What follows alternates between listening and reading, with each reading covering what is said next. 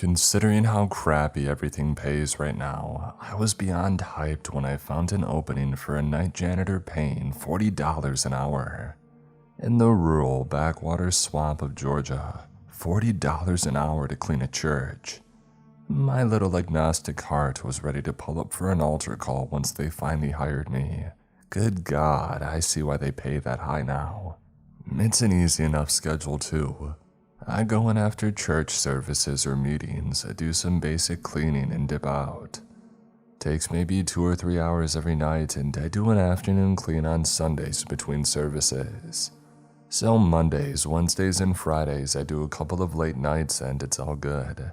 They told me they wanted a more thorough cleaning once a week, whatever day that I chose, so I just decided to make my Wednesday nights the long ones.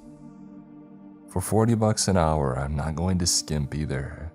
I go every inch of God's good house with a fine-tooth comb. I'm in here flipping more tables than Jesus to make sure they're clean. It takes maybe 7 hours or so to go through everything, and it's the easiest money that I've ever made. The place is old, and from what they've told me when I started, it's at least a couple of centuries. Built in colonial times and renovated and rebuilt over the years on the same land. There's a little cemetery out behind it too, though many of the graves are too worn down to read at this point. They haven't had a new resident since the 1800s, I think. One big sanctuary makes up most of the place, with a couple of little rooms in the back behind the main altar. A little door on the right side led back into a small hallway that smelled of mildew, with 2 doors on the left and one on the other end of the hall.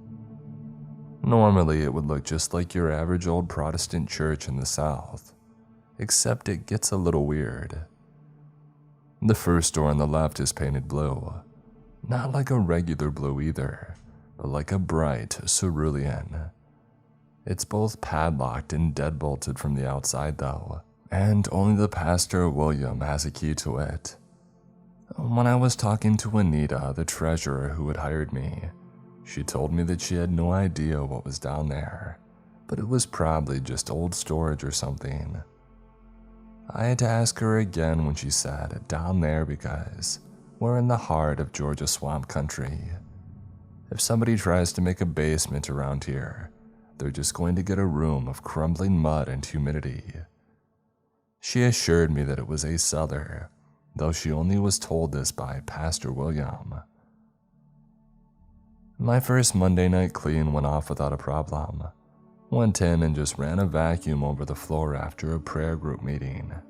Tuesday I was off, and so I just stayed home and played Shadow of the Erd Tree. Wednesday night after service, I went in around 8:30 to start my cleaning. The only person left there was William at this point, but even then we only briefly passed each other as he was heading out. And there was not much to say of the interaction though. We just exchanged pleasantries and he said that he was off to get some shut-eye. I was just desperate to get into the church and out of the swamp heat. I got in, walked to the little supply closet in the back of the sanctuary, and I pulled out the vacuum. Wednesday night service wasn't very crowded usually, just a few grandmas and the really devout couple of middle-aged men with their thick study Bibles, so nothing was really dirty. I figured I could milk the clock a little by dusting around and just messing about in general. Might as well get some money while I'm in here. I vacuumed the sanctuary with no problem, and I went to go get the back hallway next. Probably a good time to mention the sanctuary has 2 sets of lights, one for the front altar and the other for the actual pews and seating area. I only had the altar lights on because they were pretty dang bright. Until you get into the hallway at least. Then you can barely see because the light only extends a few pews out. With my headphones in and music going, I just kept doing my cleaning. I ran down the hall into the office next to the blue door and even got to the pastor's office while I was at it. I didn't really notice anything until I looked up and out the door from the end of the hallway. I could see straight down the beige hall. Blue door glowing bright in the fluorescent and into the sanctuary. I don't think that I've ever felt goosebumps like I did when I looked down that hall. At least 7 or 8 people were sitting in the pews just out of the light's reach. They were all dressed in black, heads bowed so faces couldn't be seen. I had to squint to see them almost, but they were definitely in the first 2 rows outside of the light. I don't know if there was anything behind them. It was much darker, but I was already shook. I briefly closed my eyes and reopened them, but they were still there. And then there was a loud thump on the blue door, like something being thrown hard against it, but there wasn't a sound of it falling down either. I took my attention from the sanctuary to the blue door for just a few seconds, but it was long enough for everybody in the sanctuary to suddenly disappear. Nothing was there when I looked back, with it looking just like it had when I had left it. Not a soul around. I kind of just shook it off as having like a late night heebie-jeebies moment, you know. Except I finished up right there and started locking up. I've never really believed in any kind of supernatural. I was religious in my younger days, but had since really drifted off. I've always liked horror stuff, but the idea of ghosts and stuff in the real world, please. But then I realized that I had to turn the lights off at the altar and leave through the main sanctuary door. I swear that I'm not scared of the dark, but I'd be lying if I said that I wasn't creeped out a little. I turned off the light and saw the moon shining through the stained glass, and I immediately got a chill again. It's been nearly 100 degrees with full humidity the past few days, and it felt like I was being dunked in ice water. There wasn't even anything there. I looked around, but nothing. I pulled my phone out and turned on the flashlight, making a quick pace towards the front doors. I swear to whatever God you want to hold me to, that there was the sound of footsteps thudding along behind me. I swung the door open and practically dived through. I never felt so good to feel swamp heat on my skin. I slammed the dang thing behind me too, and I started to walk to my car before realizing that I didn't lock it. I thought about just not going back, leaving it be until the next person got there on Friday for a prayer group. But then I realized the money that I would lose if I didn't do something right and lost the job. Look, rent is high right now and I've got bills to pay. So despite everything in me telling me to get the hell out, I turned around to go unlock the door.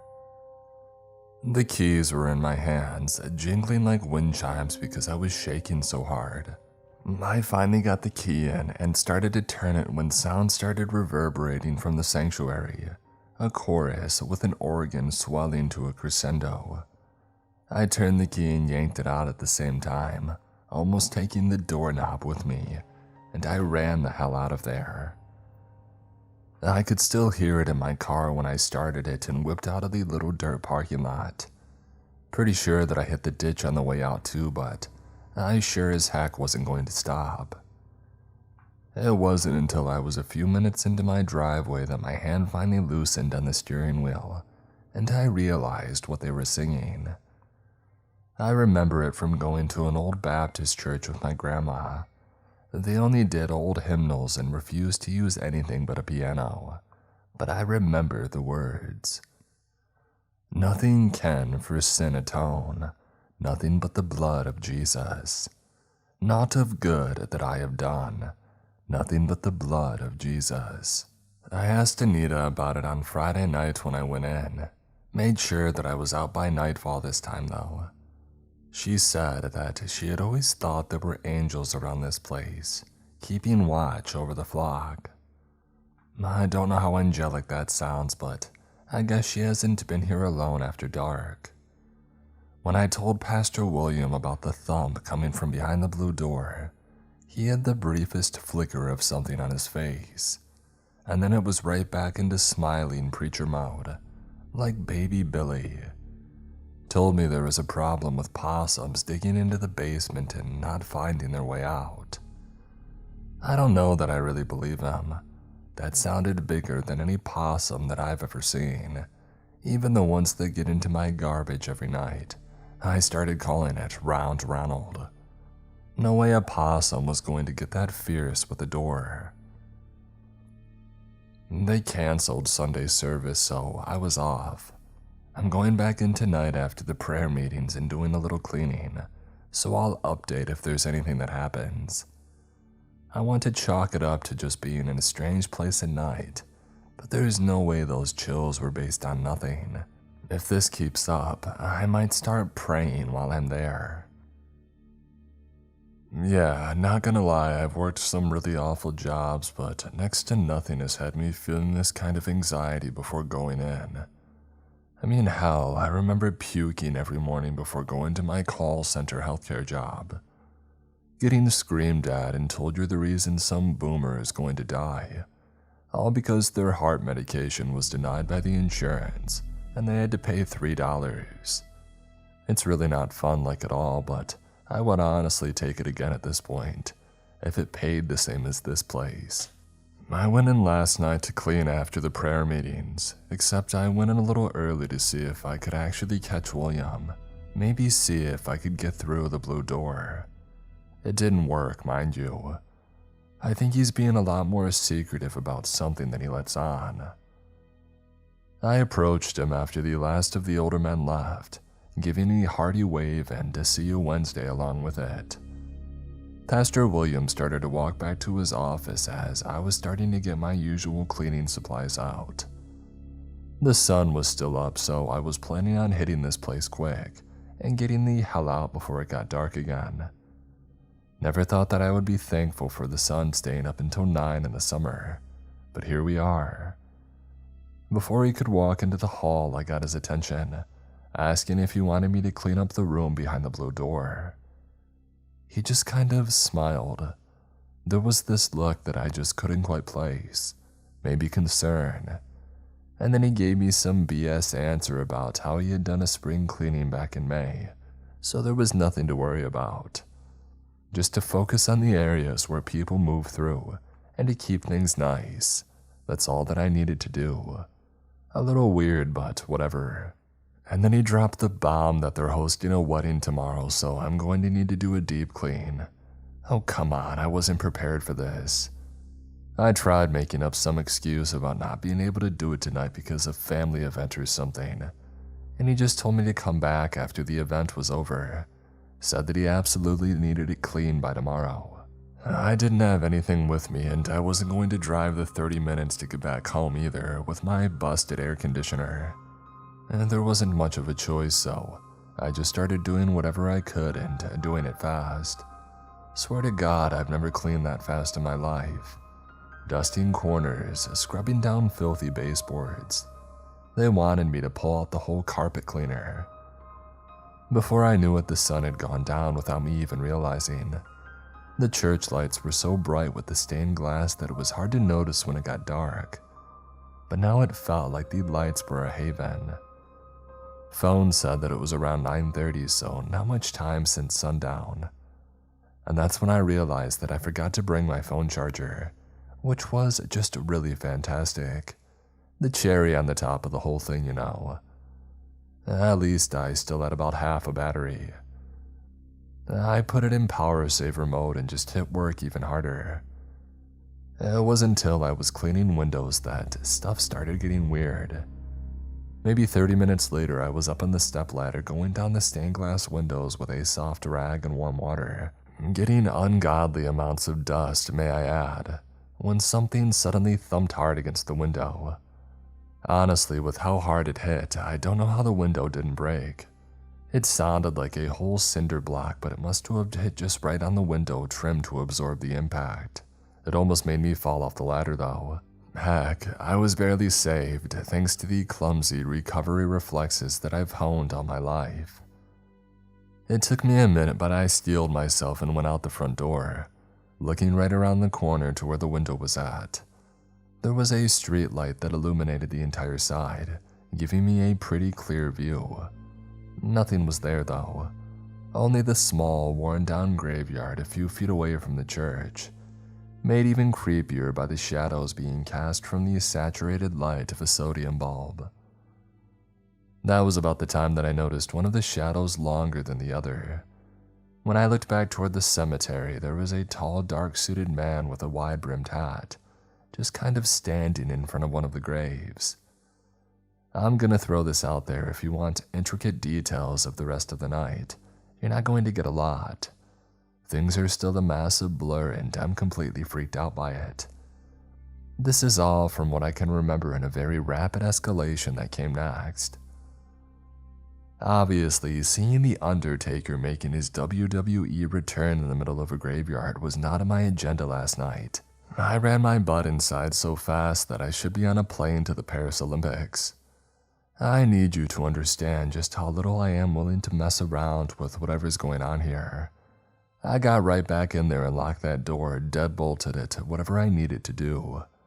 Whatever the hell was in there might just be some spooky spirit, but that thing out there could very well be an in-real-life murderer. Look, if I'm going to die, let it be by some instant 13 ghost mess. I'm not chill with being murdered by a human. They can be really messed up. Locked, deadbolted, and I didn't stop there. I flipped every light switch on and ran down the hall into William's office. I shut that door and deadbolted it too. And then I grabbed my phone and started to make a call to whatever officer that they would send out here. Except, oh yeah, I'm in the middle of freaking nowhere. No signal, and somehow, even though I put power saver mode on, I was at 15% battery. I tried calling the cops again and my phone died right then and there. At this point, I am decidedly not chill and I'm debating whether it's my best move to just hide in here or risk getting to my car. It took me a few minutes, but I started to kind of calm down and try to rationalize everything. It was probably a gravestone, right? Like a taller one with one of those weird sculptures on it. I've never looked too close at it to be able to tell, to be honest. Not especially planning on it unless it's high noon and the sun is shining. This was not that time, so I decided that for now we're safe in here, and we're going to chalk all this up to being a big misunderstanding late at night. Nerves going a fewer miles per hour, I decided to go back to cleaning windows. That was about all that was left other than cleaning the baptism pool, and that was simple as a quick scrub since it didn't seem to be used often. All good, we're getting through this. I'm sorry that I start talking in plural when I'm freaked out. Washing the windows was going okay, but I still kept the deadbolt and everything on the door and every light on. All good, all fine. No worries, just wiping the window. But then came the screaming. Ice in my veins. It was a woman, I think. All I know is that it was guttural, like the sound of grief in the rawest form. I don't know what the cause of the scream was, but I could tell that it was in the building. It took me a minute to get moving again, but I had to know if I was right. It was still going too, with a few stops in between the loud roars of anger and despair. I was right. I wish I wasn't, but it was coming from behind that blue door. It kept going too, but it sounded so far away down there that I'm not really sure how it could.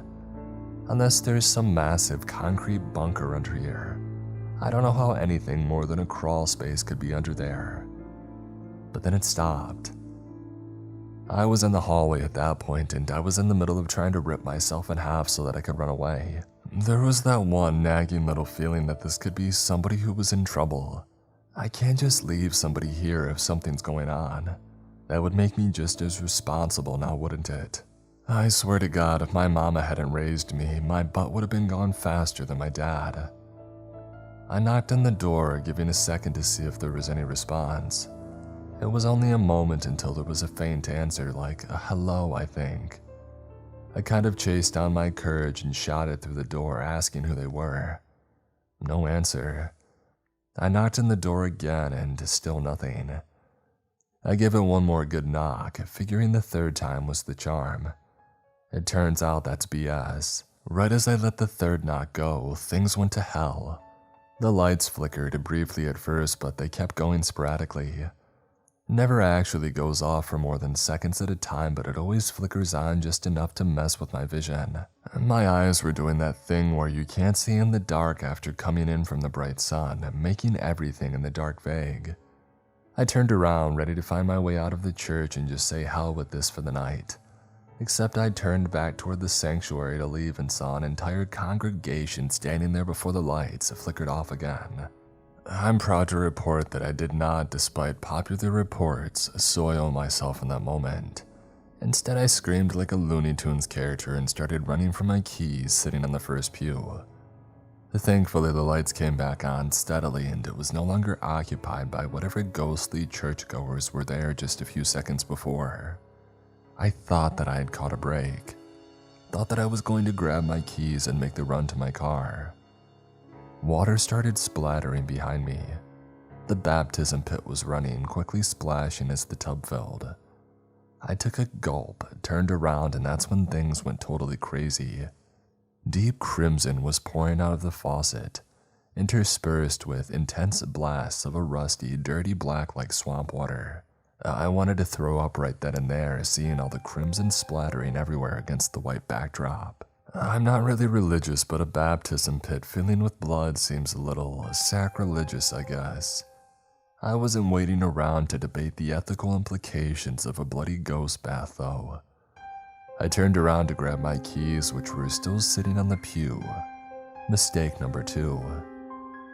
I was face to face with I don't know who it was. I don't know what it was. All I know is that I was face to face with one of the dozens of good church patrons that now filled the sanctuary. The sound that came out of me was like a car hitting the brakes at 70 miles an hour. I'm certain that every dog in the Tri-County area must have perked up, because this thing still haunts me.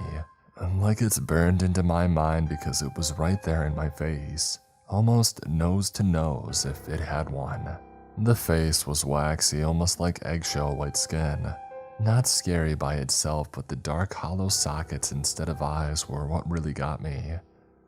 I expected to be staring into thin air, but I'm seeing into the back of this thing's skull. That was when it opened its mouth, rancid, decayed breath blowing into my face.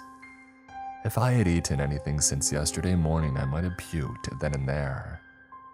When it opened its mouth, I snatched my keys off the pew and tore off down the middle aisle. Sounds from hell were what started all around me. The organ came to life, screeching and out of tune. And then came the singing, that same hymnal as the last time. I started wishing that I hadn't deadbolted and chained the door when I was too shaky to pull it open. But somehow I got out of there and tore the hell out of the parking lot.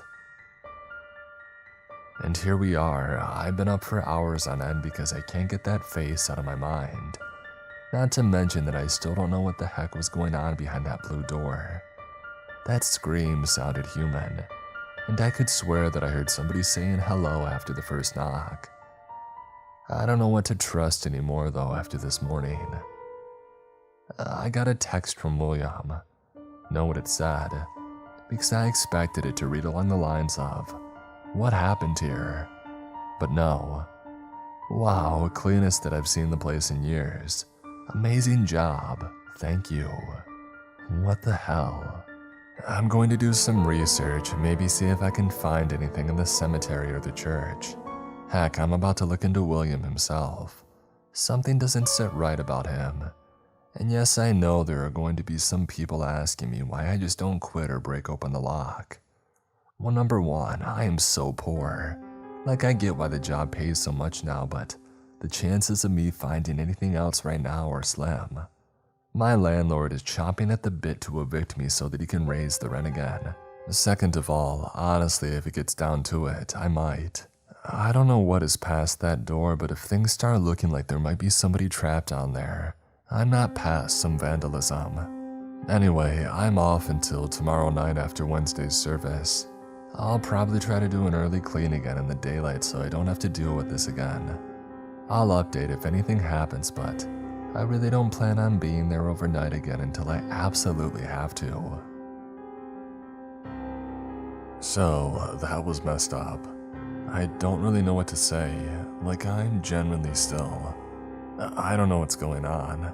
I mentioned a while back that I've been agnostic at best since leaving an evangelical Southern Baptist church over a decade ago. I was the Reddit atheist back in the beginning. Now I don't know if I can ever live my life the same. I want you to know that what you're about to read may shake your faith a little. I went in early on Wednesday evening hoping to catch William before anybody else got there. Sure enough, I pulled up and he was already there, a car in the parking lot. I hurried in out of the heat, thankful that at least the AC worked if this place was haunted as hell. I found William in his office. He was surprised to see me at the least, and there really wasn't much else that I could do at this point. The encounter on Monday night had messed me up. I can still smell the stench of that thing, the decay from its breath. I wanted to gag. And that's not to mention that I keep hearing the sound of blood splashing in the baptism tub. Did you know that blood splashing sounds different than water splashing? I think it's because of the consistency of it. It's really gross. I've been wearing earbuds most of the time since because it just keeps on ringing. He must have known what I was there about. Not that he looked scared or anything, just concerned. Before I could even get a word out, he asked me what had happened. Kind of took me off guard, to be honest. I was honestly going in expecting to be gaslit as insane. Take the little wins where I can, I guess. And so I told him everything. The congregation, the swelling music and hymns, the shadows in the cemetery, and the blood pouring from the baptism faucet. Everything was out in the open and he acknowledged what I was saying, though he didn't say much as I was going through my story. Until I told him about the screaming through the blue door. That one got him. Something changed on his face, worry maybe. I couldn't entirely place it. That was when I really leveled with him, just one question to ask. Am I safe or should I quit? Yeah, it seems like a stupid question, I know. Nobody is safe in a haunted church. I mean, what kind of BS is that? It was all that I could think of though, and the crux of what I needed to know. I grew up watching horror and stuff. I worked in haunts for a while and I can deal with this scary type stuff. As long as I know that it can't hurt me and it won't kill me. Haunted church, yeah sure, I'll just take an edible before I go in. Me and the spirits can be chill. Hell, I'll bring some for them. Maybe they'll decide to be quiet for once. I was expecting him to tell me the opposite though. So imagine my surprise when he tells me that I'm physically in no danger. He probably realized that I didn't believe him too. I'm still not entirely sure if he was trying to get me to quit then and there too. The story I got at that point in the day already seemed like BS, or at least not the entire story. Unfortunately, I was right, but I couldn't settle for just leaving it at that. In short, William told me that what I was experiencing were former parishioners. He says that he's had experiences too. Hell, he said that he was terrified by almost the same thing happening to him as I had on Monday night, way back when he first came here. He even apologized that he hadn't told me before, saying that it wasn't okay and offering me a bonus for my troubles. Yeah, this was starting to sound like there was a lot more at play here. From his story, the church was hit badly by a plague back in the early 1800s. Nothing surprising there, considering that we knew nothing about diseases and spread them everywhere. Williams said that most of the congregation had perished, with the only survivors being the single pastor and his family, who somehow made full, prosperous recoveries. Totally not shady at all, right? What he tells me from here is all conjecture, because supposedly he can only theorize. The churchgoers would apparently gather often, even staying at the church for days, worshiping and praying for a cure. Meanwhile, this obviously would spread the disease among the flock, just damning them all one by one. But still the preacher insisted that they stay steadfast in the Lord, praying for forgiveness even as the bodies began piling up out back. His family were some of the first sick, with his son even supposedly thought to be dead at one point, though looking back it must have just been a very deep coma. yet they're the only ones that survived. Everybody in that cemetery was once a member of this church who had perished in that plague. The amount of death in one building would definitely be a magnet for weird stuff. But William insists that the spirits are still looking for the preacher, believing that he sacrificed them for his own family to live. I was honestly on board with that explanation. He assured me that the spirits wouldn't harm me, simply trying to get me to do what they wanted. Except then the question of, what the heck does a congregation of ghost Christians want me to do for them? Open the door, that's what they wanted me to do according to William. According to him, the ashes of the preacher and his family are stored down there. He was superstitious after losing his entire flock to a plague. They found him and his entire family dead down in that room one day. Door and room freshly painted with a bright seafoam blue. From what William told me, he picked up on some Gullah Geechee superstitious customs when he had started getting paranoid. They said that spirits can't cross through, mistaking the blue for water so he would be safe. Out of respect for the dead family, the church has kept the door blue since then. William assured me that I was safe, but that there was nothing behind that door. It was simply a small room sealed out of respect or adherence to the dead, whatever I wanted to call it. The story was kinda believable when he was telling me. Maybe it's just my willingness to buy in thanks to just having my experience validated. Either way, he assured me and I took my leave for the afternoon, telling him that I would be back after service. Was I going to have to be here for a while after dark? Yeah, but the bonus was $600, so who are you to judge me? It wasn't until I was back home that I really started thinking about it.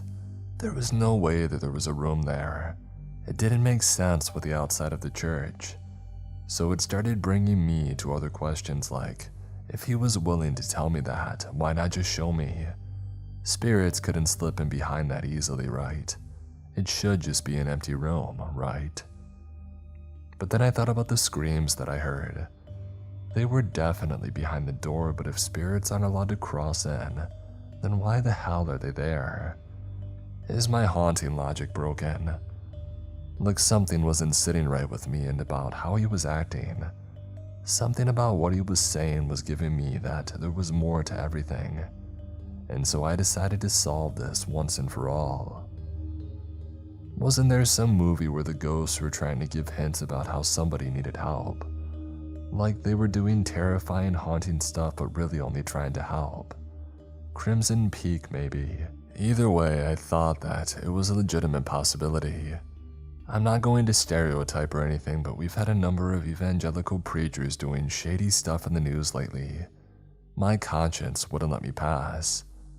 And so I ran into town before I was due to go back after Wednesday's service. I bought a set of bolt cutters and a crowbar. I'm finding out what's in that dang thing, even with a little vandalism. I kept everything hidden in my car until William left. He gave me some platitudes about still being there and being a dependable employee that he could count on. It sounded like a very veiled warning though, like telling me to tread carefully with whatever I do tonight. That kind of reinforced my feelings about what I was going to do that night too. He finally left around 9, right when the sun went down, and I was finishing up vacuuming the sanctuary. I waited and made sure that he was gone for a few, just sitting in one of the pews waiting so that I could make sure nobody saw me getting bolt cutters out of my car. I made it to my car fine, but turned to walk back into the church when a line of dark figures were suddenly standing among the cemetery headstones. None of them moved, they just stared at me. It definitely upped my speed to get back into the church, and I slammed the door behind me. Even if he said they couldn't harm me, I mean heck, that could have been a lie too. Who knows at this point? I ran in and made sure that every light was on and I started going at it. I cut off the padlock, cut the chain, and started hitting at it with the crowbar when things began going to hell. The lights went out and the gospel music began. I could look out into the sanctuary and see that the congregation was already there.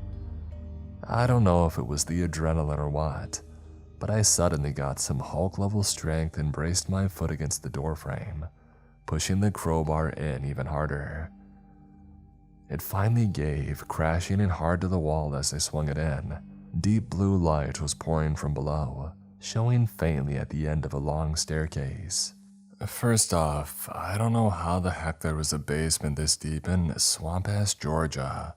Nothing about a lot of this makes sense, to be honest, but I could hear the screams again, this time louder, full of force and drilling into my brain. I kept making my way forward though, determined to find the source. There could be somebody hurt down here, or by the sounds of it, multiple people. The scream seemed to layer on itself like a host of people all crying out in unison. It drowned out the gospel music, which started growing fainter behind me.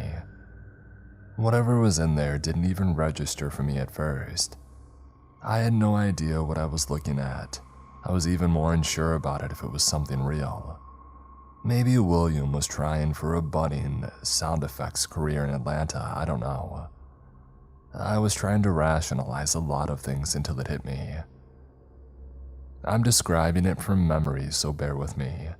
My eyesight isn't great and I sure didn't get close. The bright blue light was actually emanating from the thing, almost like an anime aura. I have no idea how else to describe it, but the light was just radiating from it in waves, washing over me as it did. I could feel the light.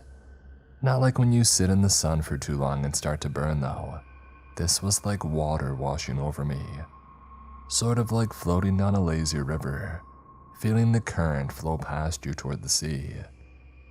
I think back on it and I should have felt more terrified, but the aura of it was peaceful, like it was speaking to me through it. Be not afraid. If you're a former Christian of any sort, you've heard that. Even I feel like it's stereotypical, but I've heard it. Not with my ears, but through the waves. I suddenly felt my heart rate relax, my muscles loosening as the aura continued. I felt at peace for the first time in ages, and I knew that it wasn't my antidepressants. And that was when I took a full look at the creature in the room. Bright skin, shining like the sun, was giving off the aura. For a moment I thought it was a massive bundle of limbs at first, which isn't totally off base. But this thing looked like multiple torsos all conjoined, like they were sewn together, all standing back to back in a circle. Each one of them had different features, but each one was covered in eyes, blinking every different color that I knew of, and some that I couldn't quite comprehend. Every single one was fixed on me though, and that's when I noticed pieces of them missing. Arms and legs were cut off, leaving bleeding stumps that were gushing as if cut recently. There was a steady trickle of bright red falling from the creature, chained to a wall in the small room. The bodies looked frail, malnourished, and emaciated. Despite that, they were still pristinely clean, even bleeding. Its eyes remained fixed on me, a pleading in them. "Help us."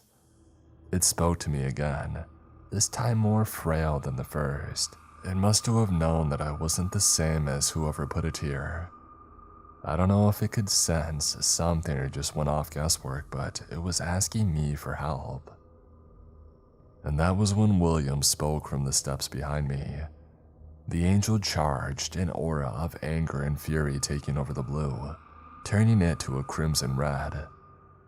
My sense of peace had faded, turning to confront William, who was walking toward the angel, pulling a small pocket knife from his chest. I was still holding the crowbar, though I didn't even realize it until that moment when the entire atmosphere had shifted. He stepped toward the angel, flicking the pocket knife against one of the outstretched hands, slicing a finger off and catching it before he turned to me. He had the audacity to offer it to me, like it was a snack. I felt my stomach turn harder than it did as smelling death's breath, with zero idea of what was going on. I literally asked him if he was trying to get me to eat it. Meanwhile, there was this thing howling in pain in the corner. The screams were back. with every face distorting in terror as sound pierced the air. He waited a moment for them to stop before he started it again. "If I ate that finger," he said, "I would have prosperity beyond belief. All I had to do was believe in him and eat of the flesh." He even said that he would be willing to supply me with more if I find that I'm not quite happy yet, with the other effect being a major extension on my life. The only question that I could really think to ask was how. I'm sorry if the details are vague. I get overlooked incredibly easily with information, and this was, if you really want to put it literally, a biblical amount of it. His explanation made me even more sick. I grew up on the internet, wild west of LiveLeak and LimeWire, and this might be the first time that I've really gotten a comprehension of man's depravity. This man was evil. He popped the finger into his mouth so casually like it was popcorn, said that he was a devout man his entire life, believing God would send salvation for him and his flock, until the disease came.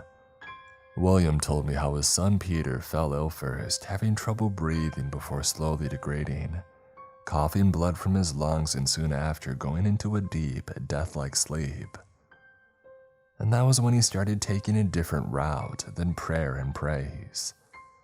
William had gathered his flock in the church one day, bringing them all together in a marathon of praise and worship to God. And then he began convincing them that it was time to be rebaptized in the blood of the Lord, cleansing them of their illnesses. He brought in water, lining up all the parishioners to bring through the baptism tub. He baptized them one by one, making sure that they were thoroughly drenched. Once everybody was soaked back at their pew ready to begin another hymn, he took his place at the pulpit and let loose the plan. He had set up a rope ahead of calling over everyone, tagging up socks of lye in the rafters. From there, it was just pulling on the rope, slicing the bags open with nails in the rafters, causing a caustic snow to fall down on the soaked congregation. He said that it was a glorious sight, everybody quickly realizing their baptism in the waters of heaven led to burning as if by the fires of hell. It took minutes before they all passed, killing everybody in the church except for William. And that was when the angel appeared. According to William, it was sent as punishment for the blasphemy that he had just committed. This man literally said, "I'm not going to confuse you with the details, but I studied a bit of dark practices," and he trapped the thing with whatever it was. That's why it was still chained down here, letting him pick pieces off whenever he wanted. He said that he cut off a foot for each of his family, making a stew for them while they were sick. Just pouring some into his son's mouth brought him out of his coma in hours. The angel's flesh is quite literally made of miracles, he said. And then he gave me the ultimatum: leave and have no job, with my entire mental state totally messed up by this encounter and nobody to believe me. Or I could die. 2 options, and neither of which were great for me. He lifted the knife, getting ready to strike if need be. My fight or flight came in hard. I don't know how I swung the crowbar as fast as I did, and maybe adrenaline again, but it bashed the side of his head. William crumpled quickly, falling to the ground in front of me with a thud, and knocking his head on the hard floor. Dead.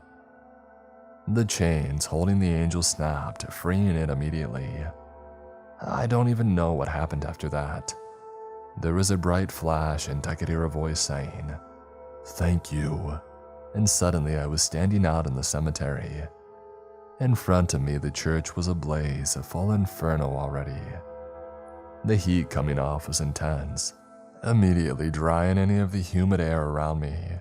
It raged up with the sound of rising alongside the smoke, before totally incinerating in the dark night, flames dying out just as quickly as they began. Where the church once stood was nothing but a pile of ash, not even one board left standing. Look, I'm not talking to anybody unless they come to me asking about what happened, and even then, it's likely that they'll never really believe me. William has got to be gone for good now, so maybe they'll just think that he torched it for insurance, but the deed went wrong. Who knows, maybe I'll get arrested. At this point, I'm out of a job, so it might be the preferable alternative to finding a job in the current economy. Things are going to be rough. I'm still shaken up, and the anxiety about what's going to happen is literally killing me. I don't know, maybe after all this, I'll have an angel watching out for me. Fingers crossed, at least.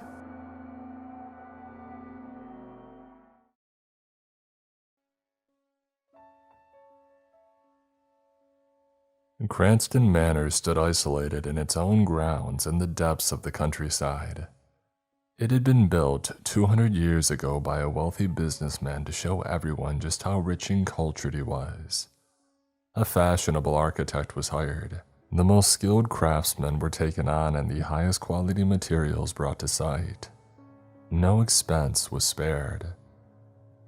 The finished structure boasted dozens of luxurious bedrooms and bathrooms, dining rooms, studies, a ballroom, a stateroom, a library, and even a private theater. There were chandeliers and spiral staircases and walls lined with artwork, along with a separate gallery. This took up a whole wing of the manor and was where the most treasured art was displayed. In the grounds, ornate gardens were decorated with statues and water features. Immaculate lawns rolled into the distance, and everything was sheltered by a surrounding forest. There was a small army of servants as well, cooks and butlers and valets and maids and more to tend to the needs of the businessman, his wife and new son. After the businessman and his wife's death, their son continued to live in Cranston Manor and started a family of his own. Over time, each following generation of the family inherited the property, and they were looked after by servants of their own. Now the family was gone, the latest generation preferring to live in modern apartments in the city, and the people who had worked for them had gone. There was only me here now. The family had put Cranston Manor up for sale, and the realtors they had appointed had hired me to look after the place while a buyer was found. Although the house still had style and its remote setting was wonderfully peaceful, it was showing its age. There were problems with damp after leaks, pipes that rattled, woodworm, rodents scrabbling around just out of sight, cracks in plaster, and great swaths of paint that were peeling away. The electrics also frequently cut out. There were no major fixes that I could make. My job was to try and stop things from getting worse, and I was happy enough to be doing this. I hadn't done so well over recent years. I had been in the army and struggled to fit back into civilian life when I returned to my hometown. I had started drinking too much and getting into trouble as a result. Then a man that I had gone to school with, who was now in the local police, had recommended me to the realtors for the janitor's job at Cranston Manor. He had told them about my service to my country, but not about my latest drunken brawl. I had told him that I wouldn't let him down. He had looked me in the eye and said, "Do not let yourself down," and I wasn't going to. I worked hard, 7 days a week, patching and cleaning and making safe. I unclogged pipes and plastered and painted and laid traps that never seemed to catch anything. I lived in the small stone gatehouse by the main entrance to the grounds, and at night I read old books from the manor's library before going to bed. It was from one of these that I learned about the history of the place. Once a month, I drove the 50 miles to the nearest store and stocked up on canned food and the other basics that I needed. Beer and bourbon were not on my shopping list.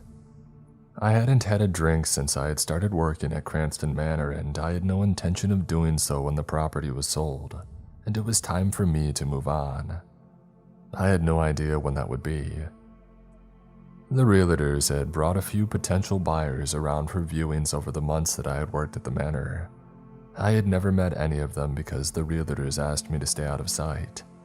I figured that they must have thought that I spoiled the look of the place, but I didn't take offense. I was definitely not stylish, whichever way you looked at things. And then one evening, as I was settling down with an old book that had been gathering dust on the shelves of the library, I heard the sound of a helicopter approaching. I had had a phone call from the realtors letting me know a potential buyer would be doing a viewing at that time, so I wasn't surprised. Their mode of transport wasn't a surprise either.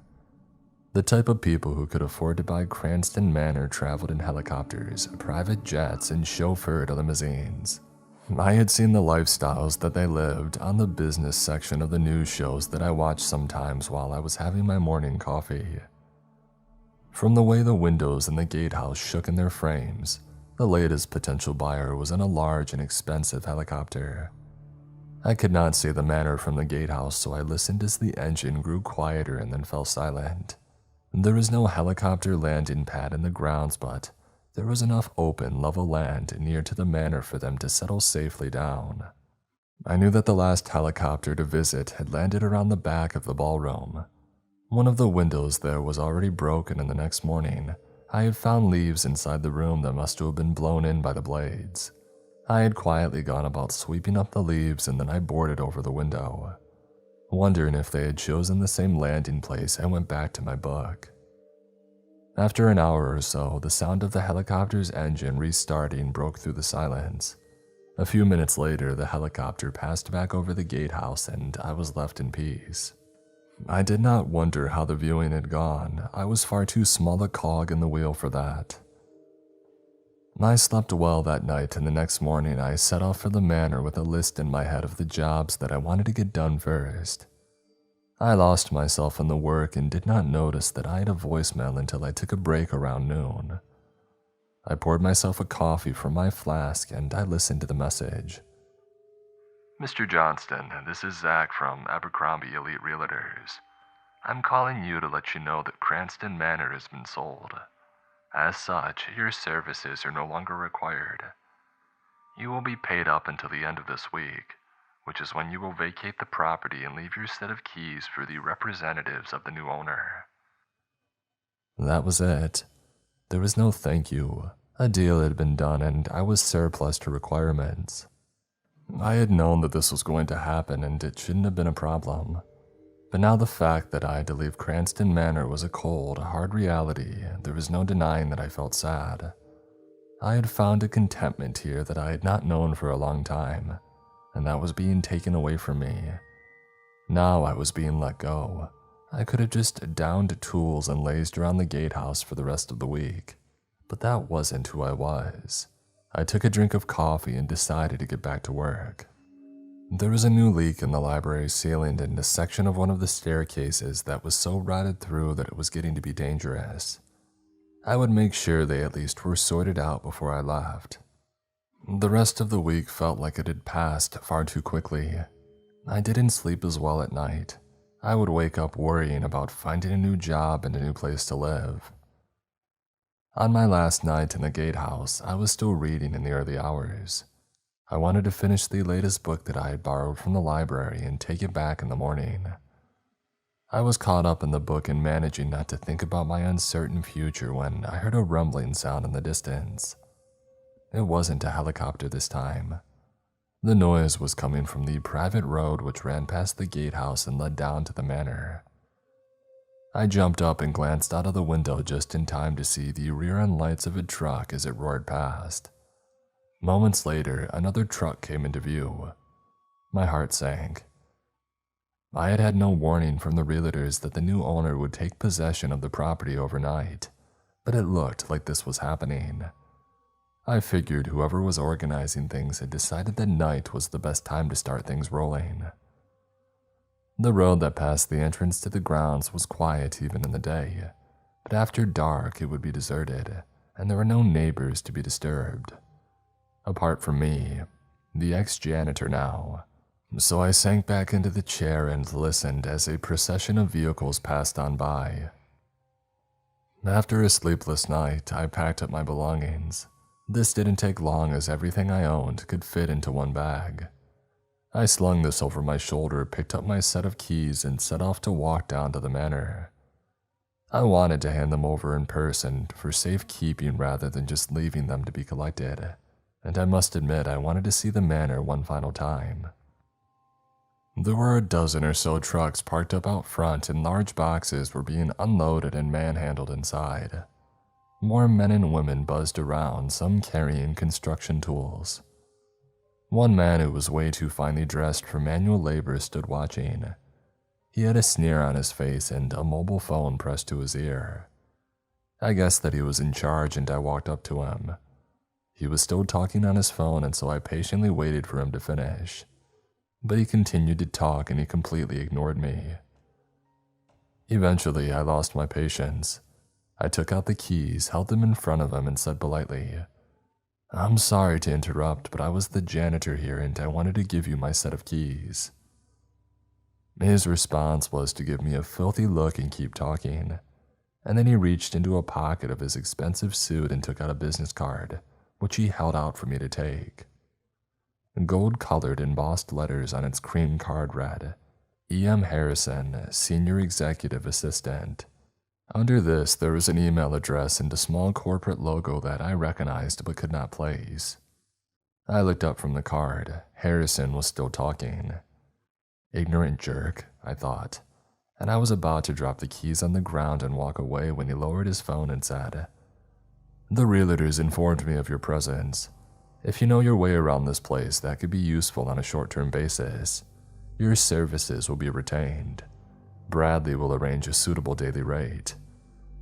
He nodded in the direction of another man hovering nearby who must have been Bradley. He was younger and his suit less expensive, but he also looked like he had never done an actual day's work in his life.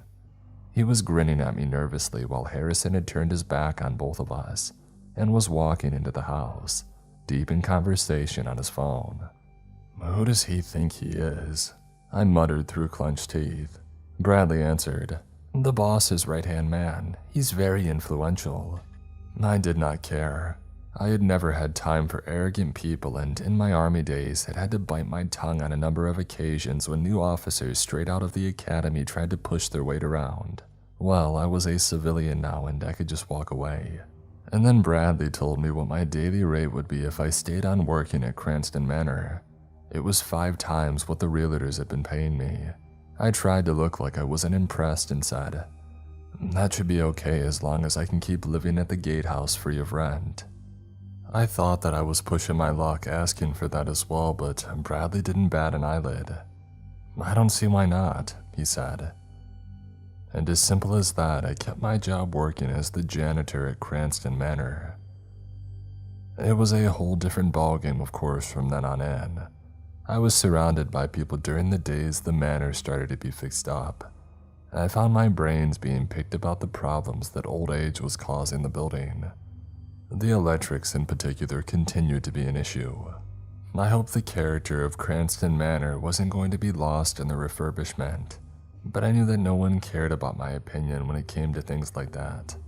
So I just got on with the job that I was being asked to do and I kept my thoughts to myself. That changed a couple of weeks after the works began. I was sitting outside on a pallet taking a coffee break when I noticed a man carrying an armful of books from the house. He was followed by another of the workers who was pushing a trolley that was stacked high with more books. I recognized them as volumes from the library. Although I had only been able to read a few during my time at the manor, I treasured them. And I watched with a growing sense of unease as both men dumped the books they carried in a pile on the ground outside. Another pair of workers followed them, each with dozens of books and trolleys, which they added to the pile. And then I saw one of the men had a canister of petrol and a cigarette lighter. A wave of anger rushed through me as I realized what was happening. They had made a bonfire of books for burning. I shot to my feet and hurried over as the cap was unscrewed from the petrol canister. "You can't do that," I yelled. The man with the canister gave me a lazy, cynical look and said, "The guys in the suits told us to empty the library. They got a new load of books coming in and need the space. So we thought we would have ourselves a little fire. It's getting chilly now that fall is setting in." My blood boiled over at this. I grabbed the canister and I pushed him away. I was outnumbered, but I didn't care. There was no way that I was going to stand there while these jerks burnt the books. The men around me were glancing at each other, their hands were tightening into fists, and a couple had picked up scraps of timber to use as weapons. I would have fought them and likely taken a beating, but that wouldn't have saved the bucks. So, thinking quick, I said, "Look, I've got $100 in my wallet. I know it's not much between you, but I'll happily give it to you if you let me take the bucks. The suits won't know the difference, and you won't need to do any more work to get the library cleared." I think it was more the idea that they could avoid work than the money that did it. But after a quick conference of grunts and nods, one of them held a hand out. I gave him the money. While they were laughing among themselves and heading back into the manor, I began gathering books up, and then I carried them back to the gatehouse. It took me a few trips, but eventually they were all stacked on the floor. There were books in every room. When I had to move out of the gatehouse, which I figured would be soon as the work in the manor was proceeding at quite the pace, I would need a new place for them, and it would take more than one journey in my car to transport them all. But I didn't mind having those problems to solve, or that I could not walk anywhere in the gatehouse without having to step over or around bugs. The books were safe, and I felt like I had done a good thing that day. After one last glance around at the books, I went back to the manor and spent the rest of the day helping fix pipe work in the old heating system. After a very enjoyable evening looking through my new wall-to-wall library and deciding which books I wanted to read first, I slept well and saw on the new day with coffee and pancakes and the business section of the morning news on TV. A report on stock prices highlighted the rising success of a company in the social media and AI sector. A visual showing these statistics in an easy-to-digest form was accompanied by a photograph of the company's corporate headquarters, which had a logo above its main entrance. A proverbial light went off in my head and I reached for my wallet. After handing my cash over, it was empty now apart from a bank card and my driver's license end. I smiled to myself and took out the business card that jerk Harrison had given me a few weeks before. I had put it automatically into my wallet at the time. After pouring syrup on my stack of pancakes, I held up the card and checked the logo. Yep, it was the logo for the company that was now being discussed on the TV by a couple of so-called experts. Once they had finished, the host said that there would be an interview with the company's founder and CEO on that evening's business report. He had a garbage-munching grin on his face as he added that this wasn't an exclusive, as the high-flying tech entrepreneur rarely gave interviews and preferred to keep a low public profile. I made a mental note to catch the interview, then demolished the pancakes to set myself up for another day at work.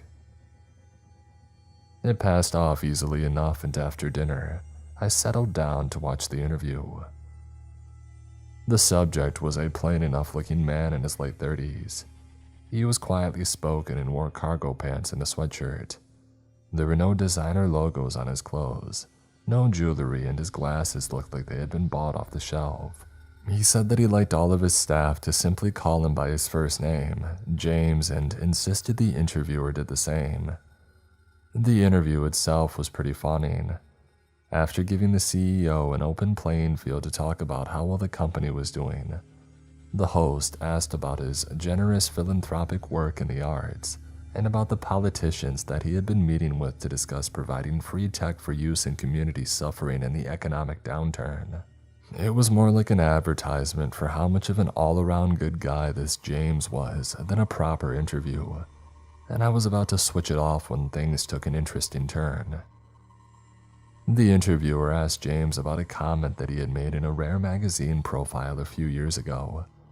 Apparently, he had said that he believed there was no reason life could not be prolonged almost indefinitely thanks to technological advancements. The interviewer did look kind of embarrassed as he repeated the quotes. I didn't blame him. It sounded like absolute nonsense to me. James seemed to flush slightly under the studio lights and then answered that the quotes had been taken out of context. He added that he did believe that through exercise and diet, a person could live well into their hundreds and be active and mentally razor sharp, which sounded to me like the type of BS only a rich person would say, and I was hoping that the interviewer would ask some hard follow-up questions. but there must have been PRs and lawyers hovering out of sight, because the interview was wrapped up straight after this. I turned the TV off and picked up a book from my new collection. That was a much better use of my time. Another week passed and the finishing touches were made to refurbishing the manor. When all the casual labor left one evening and did not return the next day, I figured that my time was up as well. I expected Harrison would snap his fingers at Bradley, who would shuffle over and tell me to leave. But more days drifted by and I still hadn't been let go. I was left to work as a janitor, fixing minor problems along the way, and decided to keep my head down and say nothing. The other staff left at the manor were hard-faced individuals. Some were security personnel, all clearly ex-military, but likely from elite units. There were others who were dressed all in black, who seemed to me to be the modern equivalents of butlers and other old-fashioned servants. And one evening, just as I was getting ready to finish for the day, they all lined up outside the main entrance. I had no idea why, and I started to head off anyway when I heard somebody say, "Where is he going?" I turned slowly. It had to have been Harrison. He was glaring at me now while Bradley was hurrying towards me. Sounding nervous, he said, "James is on his way. We all need to be here to welcome him. Could you join the line?" I really didn't want to, but I still had no new job to go to or a home for me and the books. I counted to 10 and then went back with him and joined the end of the line. The sound of a helicopter grew and its dark shape appeared over the treetops. The blades whipped up a breeze as it came down to land far too close to us, and dirt and leaves were blown up in our faces. I narrowed my eyes and stood stock still. The helicopter landed, its blades slowed to a stop. Harrison waved a hand and Bradley ran forward to open the helicopter door. James emerged and blanked Bradley as he headed over to Harrison. I swear the jerk actually bowed. And then James walked along the line as if he was a general inspecting troops. Everything seemed to meet his approval and he disappeared inside with Harrison following. I wouldn't have been surprised to see a trail of slime in his wake. And then Bradley ushered the rest of us inside. James was looking around the entrance hall, which had been seriously impressive in my eyes even before the recent works at the manor. He did not look happy though. "No," he shouted, "this will not do. There are scuff marks on the floor, it's disgusting." And then he stormed off down the corridor. Harrison reacted by turning to Bradley and yelling, "Sort it now." He slimed after James then. All the others just stood there stony-faced. No one looked shocked and I wondered if they had seen this type of behavior before. The tech genius who had a big heart if you believed his publicity appeared to have an ugly side as well. Bradley looked at me and said in a shaky voice, "Can we sort it?" The floor looked spotless to me, clean enough for me to eat my dinner off of it as the saying goes, but I felt sorry for Bradley so I said, "I'll go get a mop and a bucket." By the time that I got back, everybody had scurried off. I gave the floor the clean that it did not need. I could see my reflection in it by the time that I finished. It wasn't a pretty sight. I looked grizzled and tired and old before my time. And here I was mopping floors for a rich, spoiled, overgrown brat. I sighed and I was about to pack up when Bradley hurried back into view. "One of the new display cases in the gallery has dust on it," he said. "Could you clean and polish it straight away?" A nerve twitched above my eye and I muttered, "Sure." I had not been to the gallery since the work to refurbish the manor had begun, and as I walked along the long corridor which led to the wing housing the gallery, I wondered if the original paintings had survived. When I entered, the paintings remained in place as far as I could see, and I felt humbled by the beautiful art on the walls. There were new things in there as well. A series of glass-sided display cases stood in a line along the center of the floor. I was on my own, so I had no one to point out the offending specks of dust. I went to walk along the line to try and see if it was obvious to a regular person, or if I would have to clean all of them to be safe. But as I looked at the display cases, dust was the last thing on my mind. There were masks mounted on stands in each of the cases. They were of men and women, young and old. Their features had been perfectly captured before they were taken to their graves. They were death masks, molds taken over a corpse's face.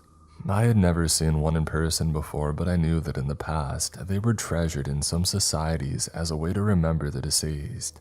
Notorious figures such as these serial killers of their age, who were also immortalized in this macabre way. They repulsed me, and yet they were also compelling, and I found myself shivering as I looked at each one of them in turn. I had thought that I was on my own until I heard somebody behind me say, "They are fascinating, are they not?" It was James. "They are strange," I replied hesitantly. I felt tense and uncertain, not just because of the bizarre display, but because I didn't know which of his faces that James would show. The leader of industry who shared his success with those in need, or the shallow, petulant SOB. I looked around at him. He was staring at me, and I could see an intensity in his eye that made me feel even more on edge. "Strange to some," he said, and there was an intensity to his voice which matched his gaze. "Not to me, though. I've spent hours studying each individual, learning every line in their faces, the angle of their mouths, the way their eyelids rest. They intoxicate me, these portraits of the dead. But they are just one part of my collection. Would you care to see more?" He held out a hand, indicating that we should walk on. I had no idea what to say or what to do, so I silently followed his lead. We turned a corner into a separate area of the gallery. There were larger, glass-sided display cases here. The first held complete human skeletons. I assumed they were old bones. I hoped they were. But there were no signs of damage, and I couldn't be sure. There were more display cases on the far side of this area. As we came closer, I thought that I could see movement inside them. I froze when I saw the contents of the nearest one clearly. Flies crawled over a slab of rotting meat. It looked to me like part of the carcass of a cow. There were slim, white maggots emerging from the rancid flesh as well. The glass case appeared to be securely sealed so that there was no way any of the disgusting bugs could escape. But I still found myself instinctively scratching my skin as if I too was covered in the things. I noticed James was looking at me and smiling. "Death comes in many forms," he murmured, "and I collect these things so that I can experience as many of its facets as I can, so that I can study it and understand it. Do you see?" What I saw was insanity in his eyes, but there was no way that I was saying that. I gulped and said, "Thank you for showing me these things, James, but I should be going now. I've got work to do. I still need to dust the cases back there." I started to step away, but I wasn't sure he even knew I was there anymore. He was staring into one of the cases and speaking quietly to himself. Then a tear ran down his face and he smiled all at the same time. I increased my pace. I was out of there. I hurried back to the gatehouse and tried to settle my nerves by reading, but I couldn't concentrate. I decided to go for a drive and call in at the store instead. Doing something so routine would help clear my mind, I hoped. But when I pulled up outside the store a while later, I still felt messed up. My thoughts were going in circles. I wanted to leave Cranston Manor, but I still had nothing to go to. I would need a reference to help me get another job, but I never wanted to see that Toad Harrison again. And as for James, a new shiver passed through me as I thought of him and his grotesque collection. I was in such a daze that I didn't even remember getting out of the car and going into the store. I got my supplies and headed for the till. On the way, I passed a liquor display. I hesitated in front of it and thought how a drink would help ease the pressure. I could buy a small bottle of bourbon, but would only have one drink from it. That would be it, and I would never drink again afterwards. What harm could it do? Telling myself that I was in control, I reached for a bottle and added it to my supplies. I paid and placed the bottle in the bottom of the bag and was heading for the door when a familiar figure walked into the store. Jude Taylor had been in the same class as me at school when we were children. Now he was a police officer. It had been Jude who had got me the job at Cranston Manor earlier that year. I hadn't seen him since, and it was another jolt to my system to encounter him now. He simply looked pleased to see me, though. A smile came easily to his face, and he held out a hand to shake. He said, "I heard who the new owner of Cranston Manor is. It's such great news." I wanted to tell him about what I had seen, but as weird as the collection was, no laws were being broken as far as I knew, and Jude was on a roll. "And how are you doing?" he asked enthusiastically. "Are you still working at the manor?" Jude was one of the good guys and it helped me, so I nodded and forced myself to smile. This made him smile even wider. And then he asked in a quieter voice, "And are you still sober?" I was clutching the bag to my chest and thought of the bottle of bourbon hidden away inside. It felt like a dirty secret. "I am," I replied, which felt like a lie even though I hadn't had a drink yet. I had been going to have one, and that was as bad as actually taking a drink in my mind. Jude didn't seem to have noticed anything was wrong and said how he couldn't stand around talking all night, and then he shook my hand again and went to the counter. I was left to head out of the store, feeling even worse than before. I set off, driving back to Cranston Manor with the bag on the passenger seat. I couldn't see the bottle of bourbon, but it was all that I could think of. I couldn't stand it anymore. The road was deserted, and so I pulled over, took the bottle out of the bag, and emptied its contents onto the side of the tarmac. I didn't want to litter by throwing the bottle away as well, so I put it under the footwell of the passenger seat, figuring that I could wash it to get rid of the smell, then put it in the garage when I got back. And then, relieved that I hadn't had a drink and could not now, I continued on my way. I was so drained by the time that I arrived at the gatehouse that I left everything in the car and dragged myself inside and into bed. I fell asleep the moment that my head hit the pillow. I was torn from a deep sleep a couple of hours later by the phone ringing. My heart racing, I sat up in bed and I answered. It was Bradley. "The lights are out in the gallery," he said, sounding stressed out of his mind. "You need to get in here now and fix it." He hung up. Cursing, I got out of bed and headed down to the manor. Dawn was still hours away, and this was all starting to feel like the longest night of my life. I decided to start by checking out the gallery itself to see how bad the outage actually was. It might then just be a matter of something as simple as changing a fuse, or it might be a bigger issue caused by the age of the electrics. One thing at once, I thought, yawning as I made my way to the gallery wing. It turned out that it was completely dark in there, and I clicked on my flashlight. The shortest way to reach the fuse box was to cut through the gallery, so I played the beam out in front of me to illuminate the way. I passed the death masks in their display cases, the bones waiting beyond them, and then the rotting infested slabs of meat. As the beam from the flashlight passed over one of these, a dark swarm of flies rose. Called away from their carrion feast by the light, I thought grimly and carried on. I reached a part of the gallery that I hadn't been to before the installation of the new collection, and was dismayed to see another large glass display case.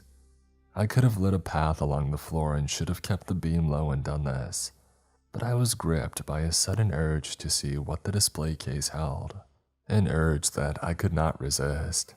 I raised the flashlight slowly until it reached the case. A fresh wave of repulsion passed through me as the light revealed rotting meat inside, darkened flesh that crawled with flies. It was a large slab, much larger than the others that I had seen before. I raised the beam higher and with mounting dread saw limbs, a torso, and the back of a head. It was the corpse of a human being. The decaying remains of a person that was riddled with maggots and surrounded by now swarming flies. Nausea rose inside of me and the flashlight shook in my hand as the beam shone on the body. It showed the grays and purples of the skin on its neck, the layers of muscles below exposed where skin had rotted away, the maggots writhing within its scalp, the head now turned. I blinked rapidly, wanting to slap some sense into myself because surely I was hysterical and imagining things. But no, the head was moving, the torso angling. The corpse turned around. It looked at me with eyes that were open, hollowed out spaces. Maggots that had consumed the soft flesh of the eyeballs writhed. Its mouth opened and flies drifted out. It raised a hand and pressed its palm against the side of the display case. Its fingers extended, and I realized through my terror that the thing inside was reaching out to me for help. It was a prisoner in that cage of glass, and it must have been so scared and in so much pain. A tear ran down my face as I placed my own palm against the outer layer of the glass. "I'll get you out of there," I managed to say, and then raised the flashlight to strike and try and break the glass. But I did not get the chance. I heard footsteps behind me and felt a heavy blow to the back of my head, and then I was falling and spiraling into darkness. When I came around, I had a hideous headache and my vision was blurred. Whoever had knocked me out had hit me plenty hard. I rubbed my eyes and my sight began to clear enough for me to see that I was in a small room. There was daylight streaming through a window, so I must have been unconscious for a good few hours. And I was pretty sure the person who had attacked me was the security guard who was standing there looking mighty pleased for himself. Harrison was there as well, and James. He was seated in a leather chair behind a desk. I glared at him and I growled, "I'm going straight to the cops to tell them what I saw, and you and your hired thugs are not going to stop me, you utter scum." I was angry and I meant every word. James only smiled at me though, a smile that made my skin crawl. "Why, you are free to leave and speak to anyone you want to," he said in a calm, reasonable-sounding voice. "Only I think you need to know what happened while you were out cold. You see, your car was involved in a fatal accident on a public road. A young man called Bradley who worked here was killed when he was knocked over. The police who attended found your vehicle abandoned. They also found an empty bottle of bourbon inside the car. A warrant has been issued for your arrest. The police came here looking for you, of course, including an officer, Jude Taylor. He seemed especially disturbed by what had happened. My security chief explained that nobody knew where you were, but we would of course contact the police if we saw you." He crossed his hands, placed them on his desk, and his voice took on a harder edge as he continued. "So yes, leave. Walk until you're arrested and then explain how you, as an ex-soldier with a known drinking problem, saw something unbelievably strange at the home of your employer, a highly successful businessman who does great things for charity and knows a number of influential politicians." His smile grew wider as he added, "Who do you think they're going to believe?" I felt sick to the core. "But why?" I yelled. "Why kill Bradley and why go to all this trouble to set me up?" James leaned forwards and answered with a single word, "Power," and then he got to his feet and left the room.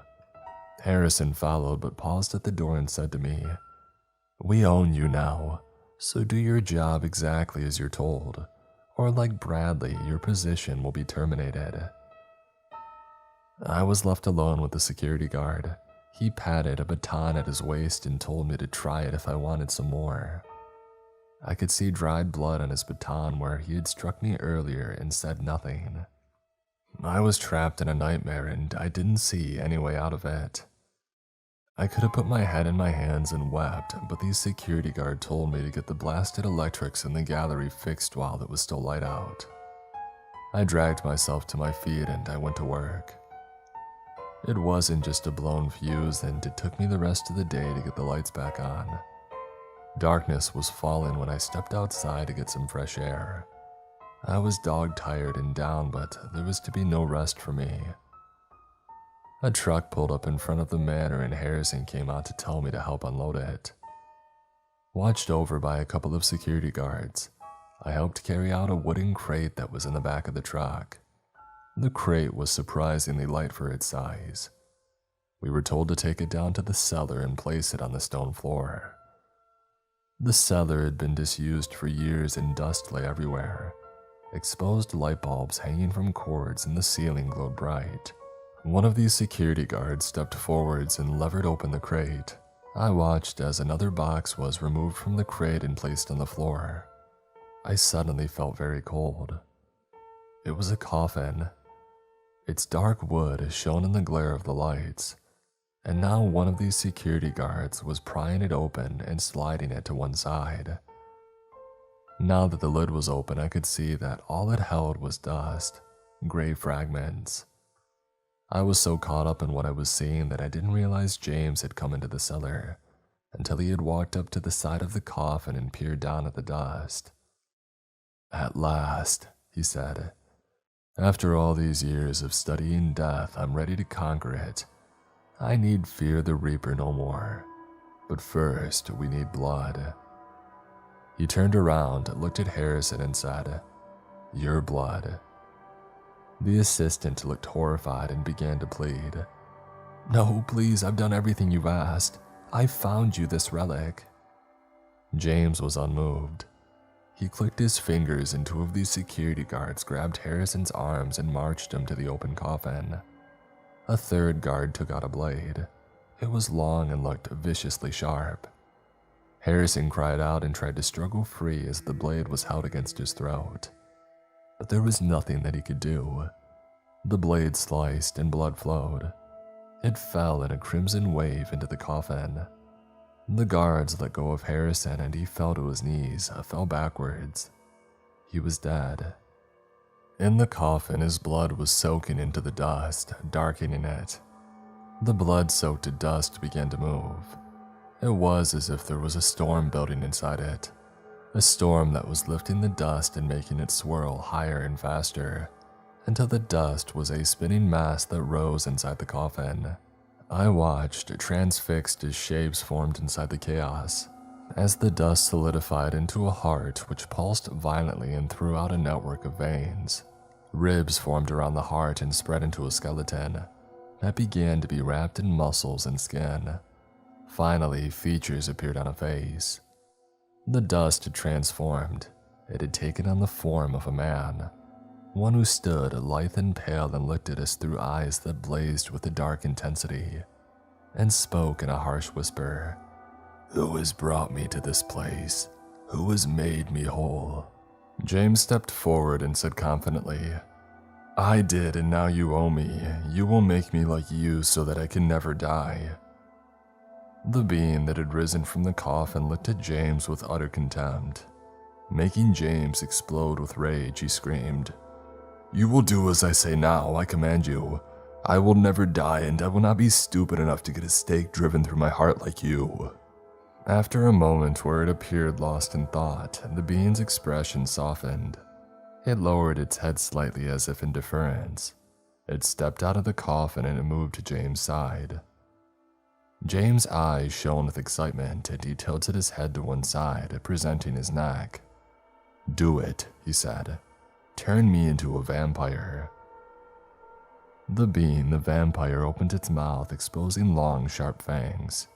It leaned over James and it bit, a slow, lingering bite. A shiver ran through the length of James' body. This is what he had wanted so badly. But the bite went on and James began to struggle. The vampire bit deeper. James screamed and fought desperately to free himself from the vampire's embrace. He was trapped though, and it became hideously clear that the vampire was not sharing its dark life. It was not making him one of the undead. It was feeding. James' skin began to wrinkle, his flesh shriveled. His blood was being drained by the vampire and soon his futile attempt to fight faded. He fell limp and moments later all that was left of him was a desiccated husk. Now he was empty of blood. The vampire let him fall to the ground, and then it snarled, "No one commands me." I stared at James. All his wealth and power meant nothing now. Death, the great leveler, had reduced him to a corpse, and now all that was left to him was to decay in a lonely grave. One of these security guards screamed, tearing me from my macabre reverie. I looked up. The vampire's hunger was not satisfied yet, not by a long way. It had ripped an artery open with its fangs and was drinking deep from the security guard. I staggered backwards and began to run. More screams echoed through the manor's depths as I ran for my life. I burst out into the darkness of the night. Cold air struck me hard and I gasped as I ran on into the grounds. Behind me, a new scream rose and then silence descended. There was only the ragged gasps of my own breath and the pounding of my heart. I stood there swaying and watched as a figure emerged from the manor. It seemed to survey the world around it and then raised its arms, which appeared to leave dark shadows in their wakes. They were not shadows, I realized. The vampire's arms had become wings, and with a strange grace, it moved its wings and began to rise into the sky. It flew until it was over the roofs of the manor and hung in the air for a moment. It cried out, a terrifying primal scream, and then it spiraled away until it was lost to sight. I sank to my knees. I had survived. I was still a fugitive in the eyes of the law, but I would not run away. I would fight to clear my name. Before then, I had a prisoner to free. I strode back towards the manor in the gallery wing, where a corpse waited in fear and pain in its shroud of flies.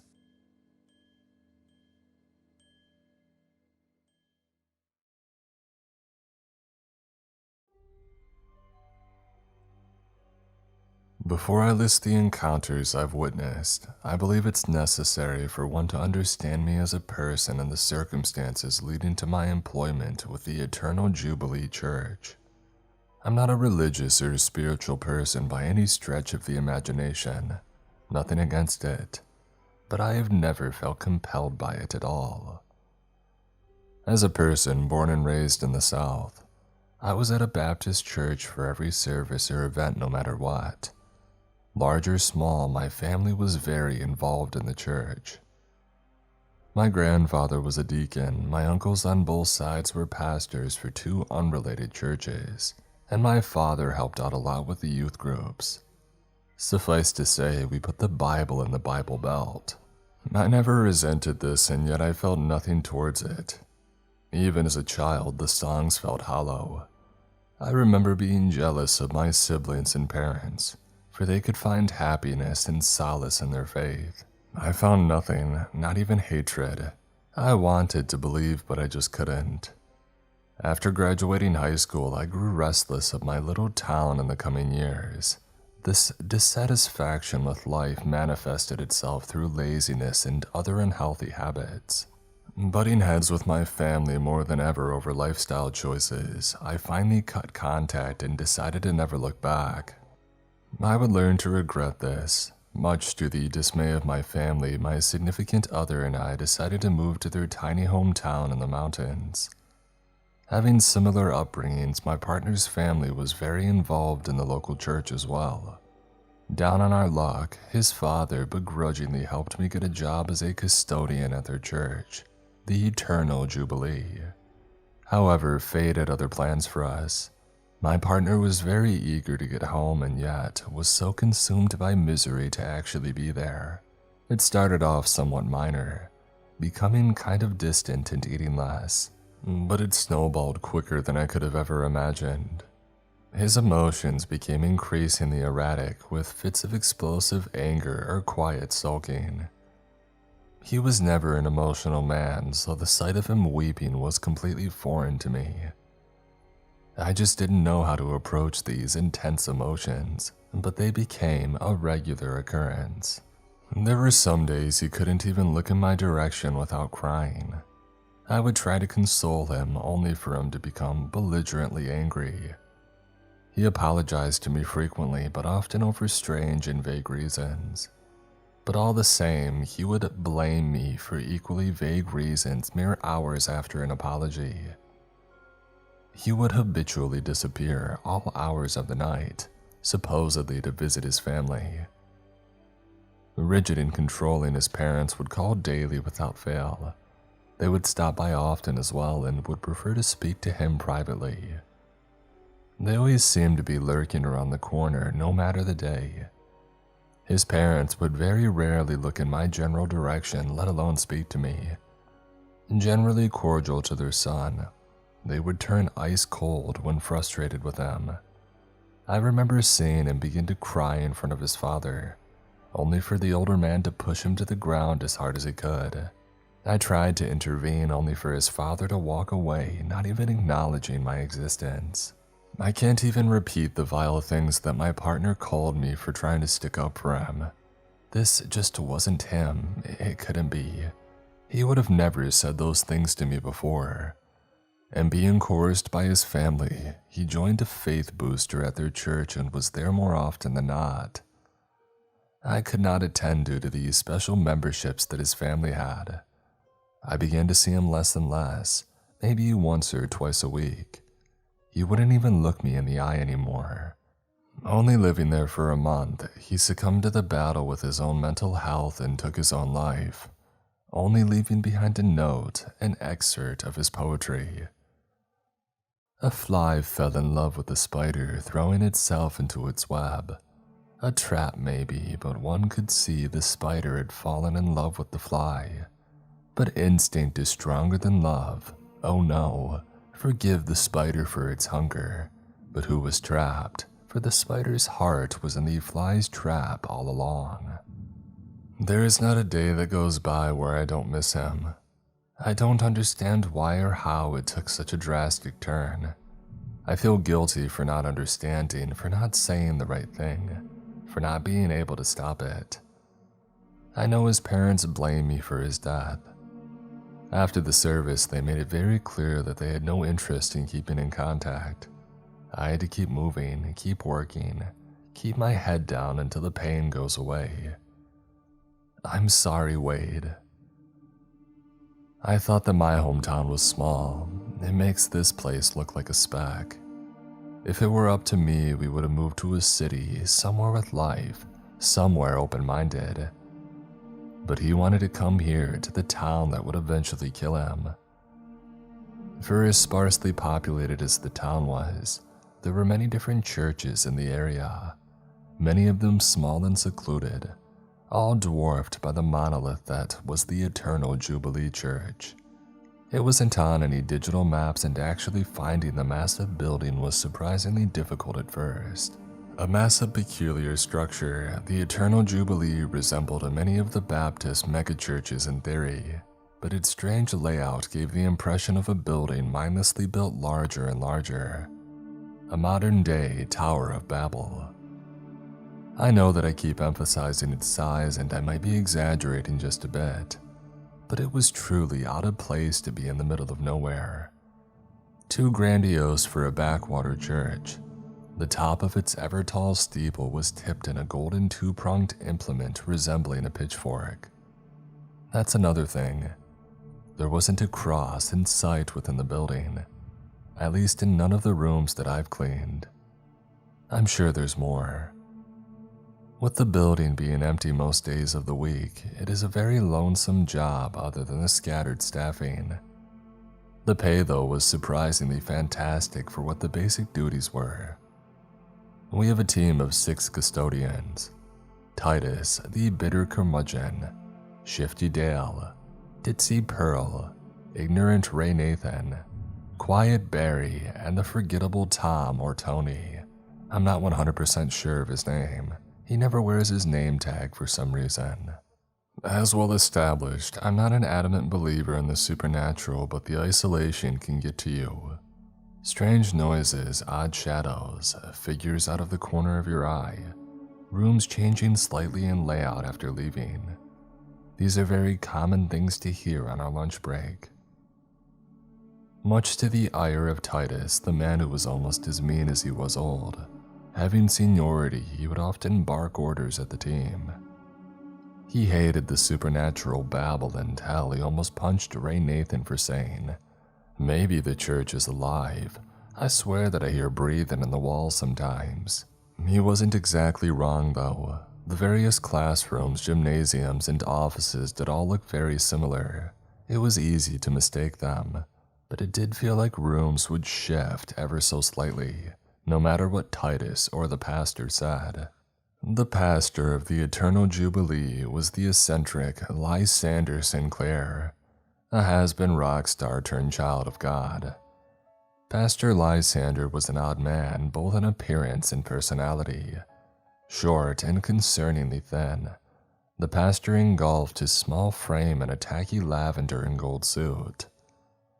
Despite being ill-fitting, this affront to fashion was his lucky trademark, and he was seldom seen without it. They say that he was beautiful once, before the debaucherous and drug-ridden lifestyle of a glam rocker left him aged and scarred. His features were ever so sharp. High hollowed cheekbones and a finely pointed nose gave the little pastor an almost statuesque appearance. His lips were thin and scarred, always seeming to be curled into a faint smirk. There was something off about his eyes, bright green, feverish, and frantic. His stare always gave the impression that whatever he did back in the 70s still had lasting effects on his mind. The pastor's study was stranger still, a large office of many mirrors with a small golden calf resting upon his desk. Lysander always seemed uncomfortable when somebody went near his study, for one reason or another. In truth, Lysander's band was never quite as popular as he let on, but it always seemed to come up in conversation. The Crazy Court of the Cobra King is the only holy harem song to really gain traction. It's catchy enough, I suppose. He's at the church more often than not, keeping mostly to himself in his study. However, he does have a tendency to haunt the halls and classrooms of the empty church, guided by his own reflection in the flooring and humming a long-forgotten song he probably wrote. You can tell that when he talks to people, he's focused on his own reflection in their eyes. Pastor Lysander always seemed to surround himself with attractive young men and women. As disgusting as it sounds, his attention would focus on the physically beautiful. The prettier and more willing a person would be, the higher within the church's hierarchy they could rise from what I've observed. Very fickle, he would seem to have a new favorite every other week and would host personal revivals in his office after nightfall.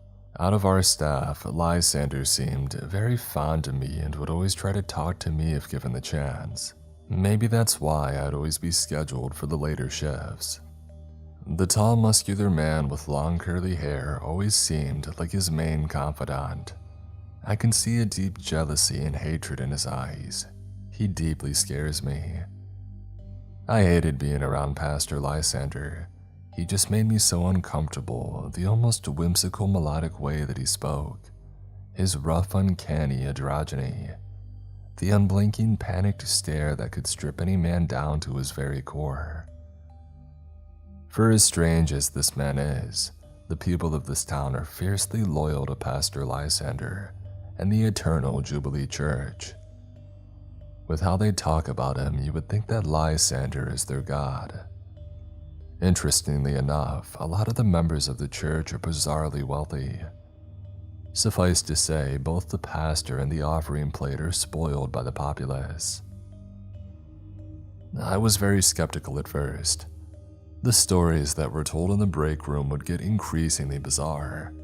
Horned shadows, beautiful women with gold coins for eyes appearing in mirrors, passing rooms with young men dancing naked only for them to disappear without a trace, hoof marks on carpet, and so on. Other than Barry randomly finding a golden coin in his pocket, nothing unnatural has happened in several weeks, until near the end of one of my many shifts, I had come across the petrified Pearl stuttering out incoherent ramblings. Trying my best to calm her down, I could only decipher bits and pieces of what she was struggling to say. Something pale and horned had run past her, slamming its way to the stairwell of the boiler room below. Now the boiler room was in the lowest part of the basement, and the top of the door frame is too high for most people to reach. However, I could plainly see two massive handprints stained in something that shimmered like liquid gold above the doorframe. Upon closer examination, the basement was entirely empty, other than a golden lock of a woman's hair and a single coin, strangely bearing the visage of a bull's head. "You saw the one with horns. I've been seeing its shadow for the past month." Dale spat overall, unfazed by the tale. Dale had been working with the church longer than anyone save for Titus. A cold and grizzled man. No one really knew where Dale was from or what he did before getting the job as a janitor. What was known about Dale Ortega was that he's an agnostic and has seen a lot of shit in his day, which is an odd way of wording it since he's 24. A former drifter and self-described survivor. I think it's wise not to cross Dale. Pearl, the cheerful woman who never had anything but a smile, didn't speak another word before clocking out early with a face hardened by fear. She didn't come back, obviously. I heard that she had died in a car accident recently.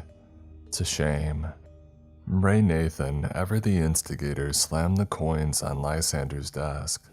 Lysander, being a man of many nervous habits, began to fiddle with his fortune of gold rings compulsively.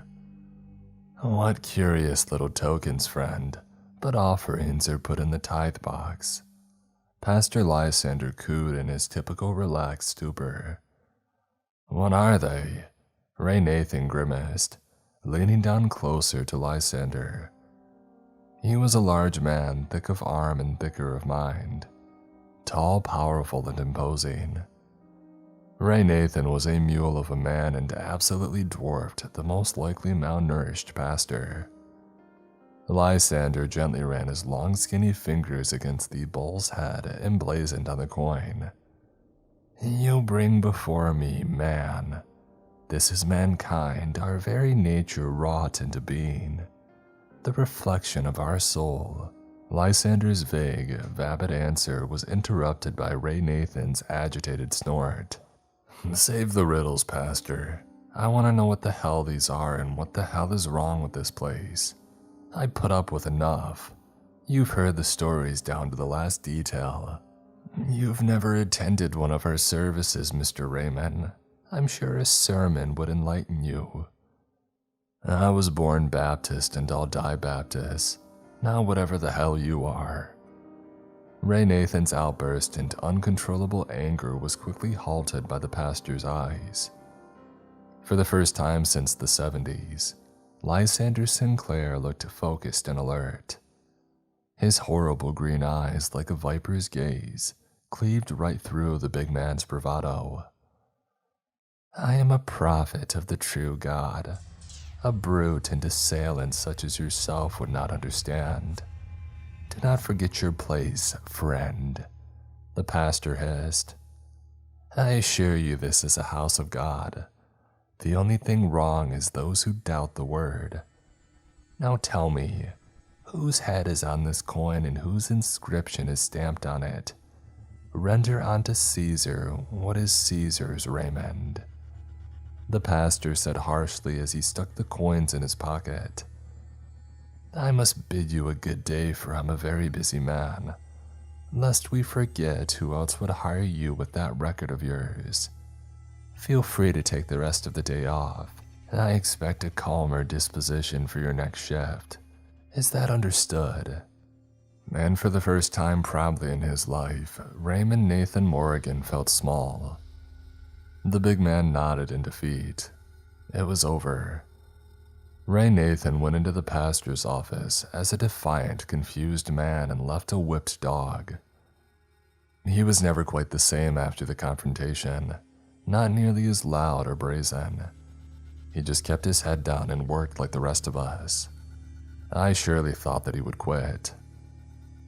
Haunting the halls of the Eternal Jubilee like a somber ghost of his past self. Maybe he saw something deep within the pastor's eyes, a danger hiding beneath the glossy-eyed stupor. The place just felt so wrong and yet so alluring.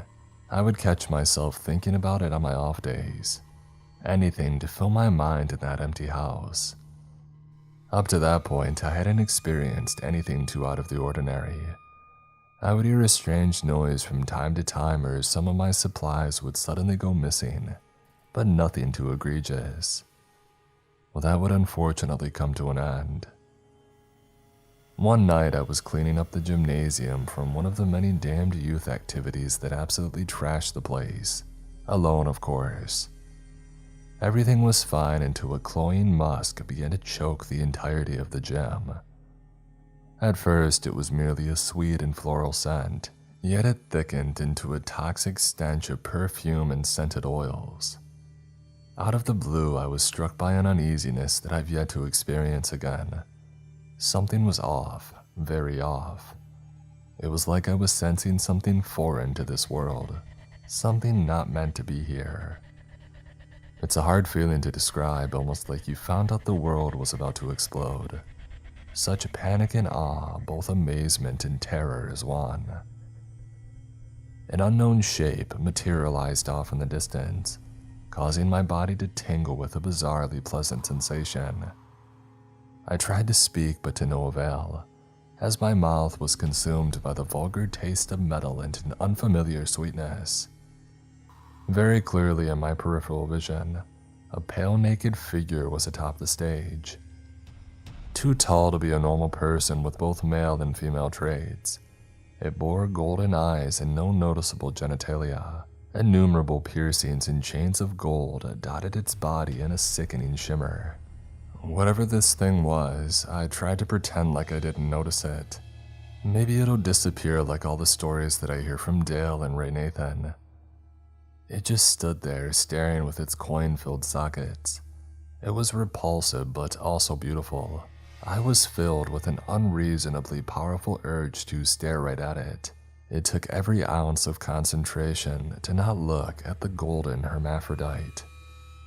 Bear witness. And for the most agonizing seconds of my life, I swore that I could hear Wade's voice beckoning me. I needed to look. But just like that, it was gone without a trace. Immediately being hit by intense nausea, I ran to the closest bathroom as my dinner came rolling up. Unfortunately, I wasn't quick enough, retching all over a pristinely clean sink.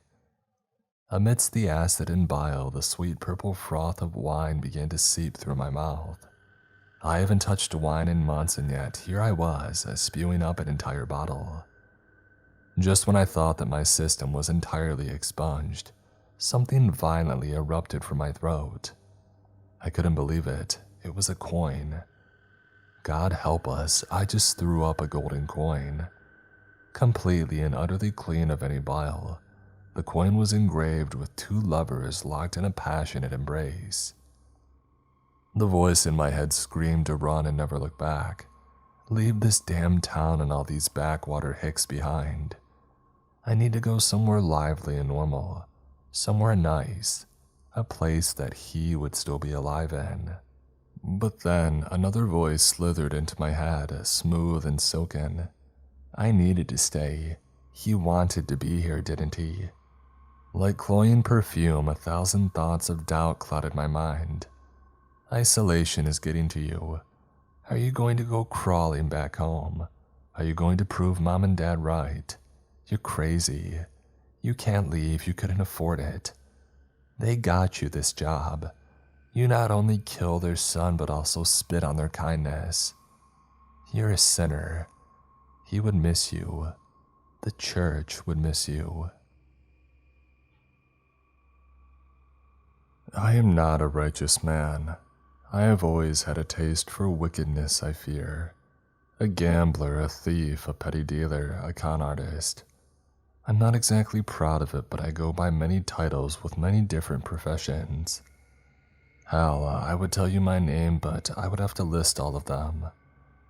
I blow from place to place, household to household, and bed to bed as I please. Well, until I have to leave. I take what I want and I survive. No one truly gets hurt.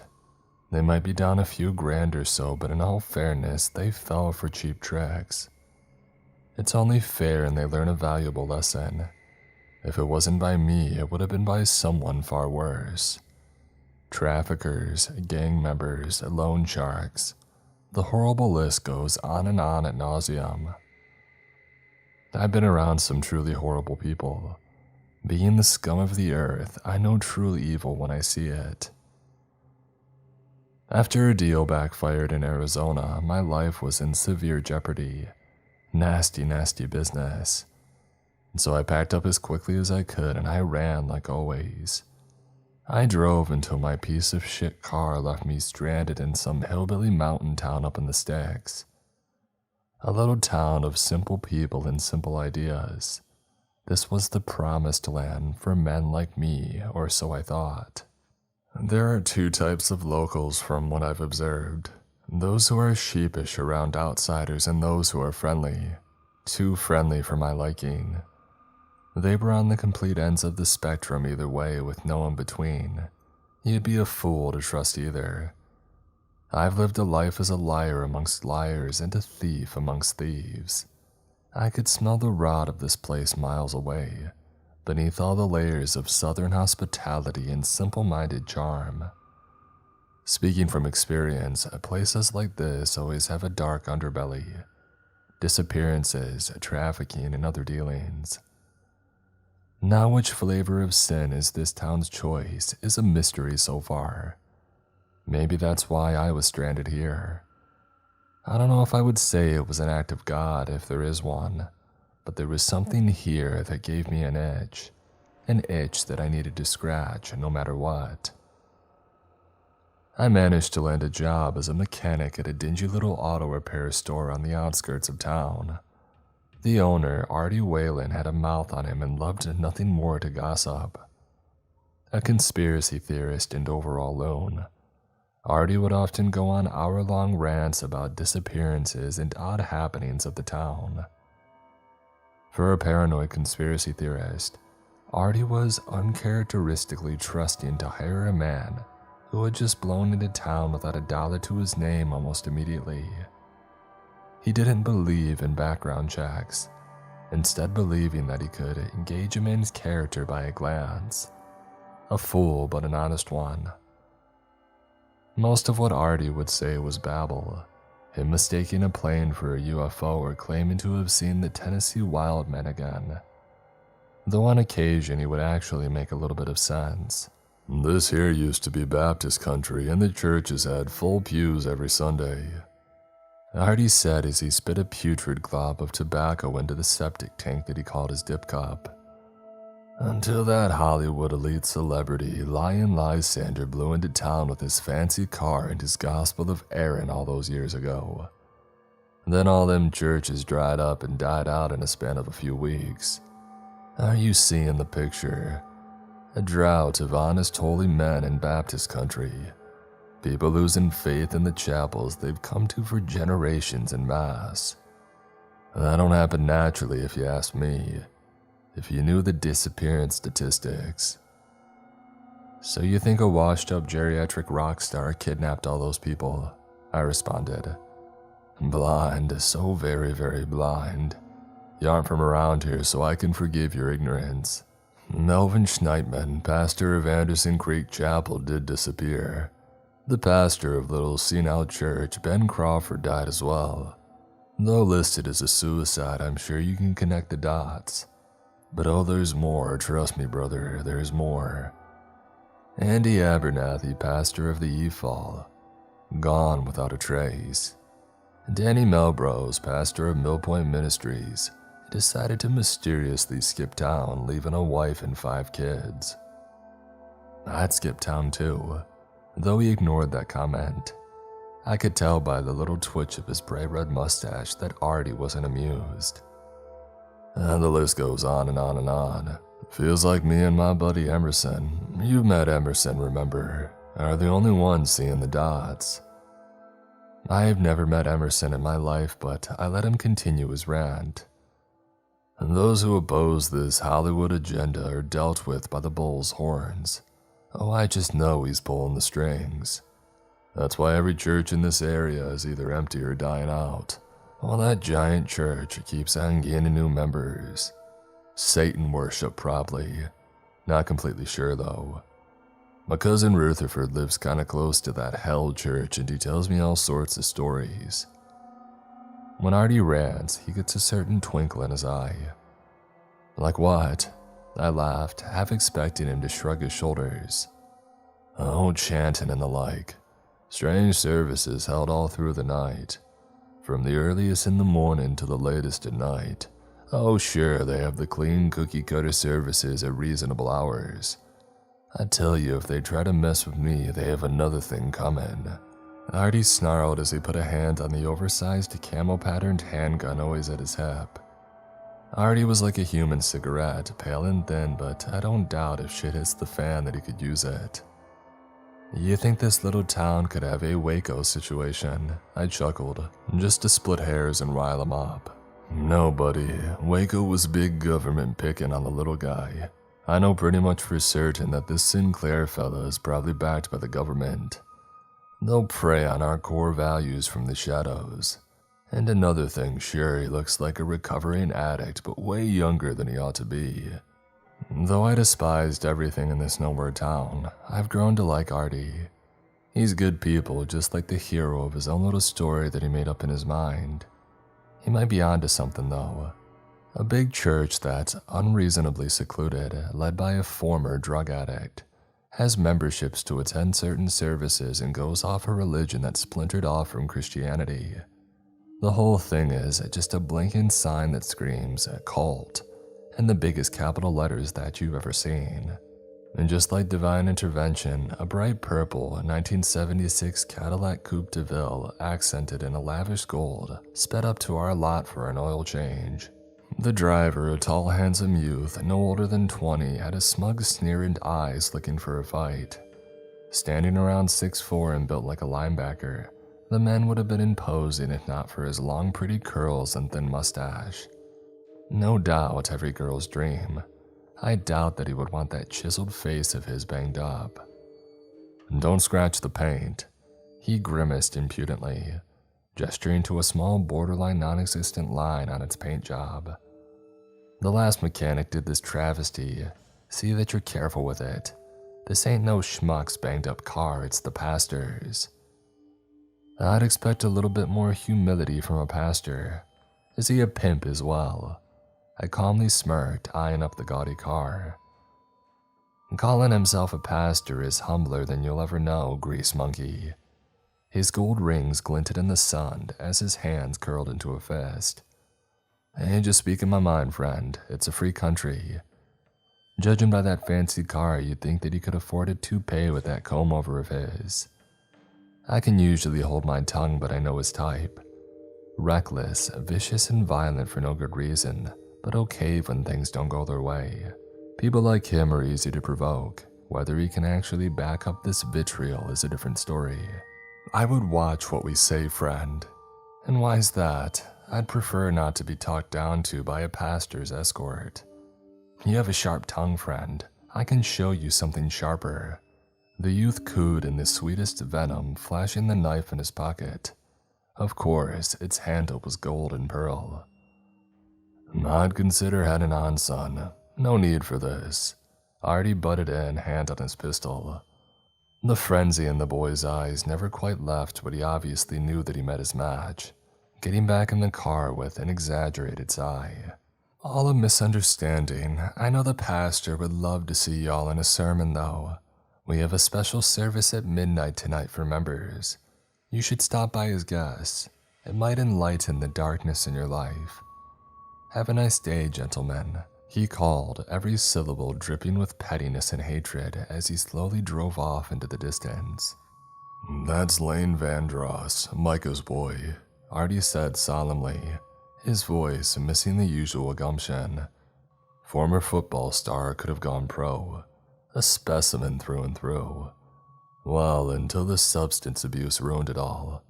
He was put through the ringer. Lysander stuck his hooks in what was left.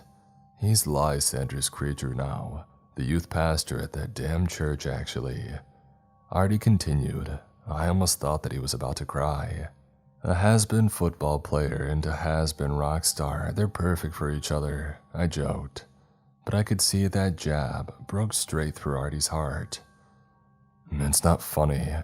His father was a good man and he was a troubled boy. That pastor surrounds himself with handsome, broken youth. Young men and women to be used as his makeshift groupies. Calls them his young apostles. It makes me sick. Artie yelped, and for a split second I could feel his sadness. Will he be back to start something with us? Nah, Lord knows. Seeing his boy like that, all doped up and glammed up on that washed up guy's arm.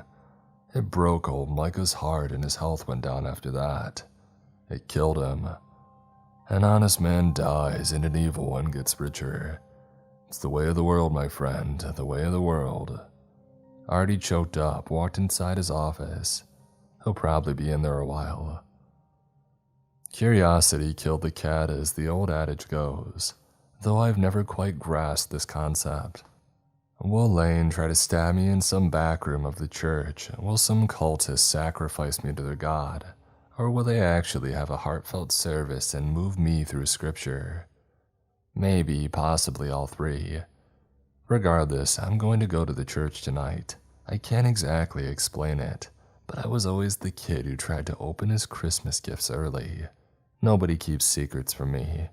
I am the man of mystery and I can tolerate no contenders. I must find out for myself what is wrong with this place or die trying. A cold and foggy night. It was the perfect time for this, if not a bit cliché. I drove through the eerie countryside roads for the longest 30 minutes of my life. Insanely curvy and poorly maintained. The winding back roads were almost like a rural purgatory. I'm lucky that I didn't get lost within this hillbilly labyrinth, or plummet down a fenceless incline. With all its twists and turns, it felt like I was stuck in a loop. Passing old dilapidated chapels and homes in ruin, I couldn't help but notice many of them were crudely boarded up. Crosses were seemingly torn from their steeples and signs, with these buildings being heavily defaced and ransacked. Come to think of it, I haven't seen a single cross in this entire town other than Artie's poorly faded Lion of Judah tattoo. Stranger still, poles ending in two curling prongs were placed in front of these buildings. In fact, these bidents were scattered all across these sides of the road, some crude and wooden, others of shining metal. They were like a twisted imitation of those roadside memorial crosses dedicated to fatal car accidents. Bows of golden cloth and yellow flowers accompanied many of these memorials, and they weren't kidding when they called the Eternal Jubilee a bit secluded. The church was deep in the mountains, like the wicked heart of this area. Pulling up to the church, fashionably late, I couldn't help but notice the size. I was a little disappointed. Truly it was massive, but everybody had made it seem like it was a looming monument. Big for the area, sure, but not the Bram Stoker castle that I was expecting. The sprawling parking lot was empty except for a scant few cars. The golden Biden symbol on its steeple looked almost like a bull's rack. I'm telling you, the longer that I'm here, the more sense Artie makes, and that's terrifying. Entering the lobby, there were a handful of men guarding the doors, many of them I've seen around the town. I pushed past them into the sanctuary. There were a few people in pews praying to themselves or reading from their Gospel of Aaron, but nothing of note. "Excuse me, sir, we need to see your membership ID," one of the men said as he shook my hand, as friendly as can be. "Oh, no need, I was invited by Lan Vandross for a special service. Now I know I showed up late, but it couldn't be over already. This doesn't look too special to me," I uttered with the most patronizing smile that I could muster. The man's eyes furrowed and nodded slowly. A small, slimy smile took the place of the wide, friendly grin. "Oh, so you're the one. Come with me. This service isn't held in the sanctuary. It is for the most faithful. Why Brother Lane would let in an outsider is beyond me. Your journey to salvation shouldn't start at this level, but he speaks with the pastor's interest," one of the men said as a hand gripped my shoulder tightly and slowly pulled me out of the sanctuary. Through the maze-like hallways and down a flight of stairs, they took me to a corridor of many doors and fluorescent lighting. much humbler than the rest of the gaudy church. Producing a key, my chauffeur unlocked one of the countless doors to reveal a large room. The strong, unmistakable miasma of sweat, wine, and perfume punched me right in the face. The door behind me slammed shut with the haunting sound of a lock. As the room was dimly lit, I could hardly comprehend what I was looking at. It was like a shifting mass of arms and legs. Countless men and women, all naked, embraced each other sensually in an erotic cluster of sweat and spit.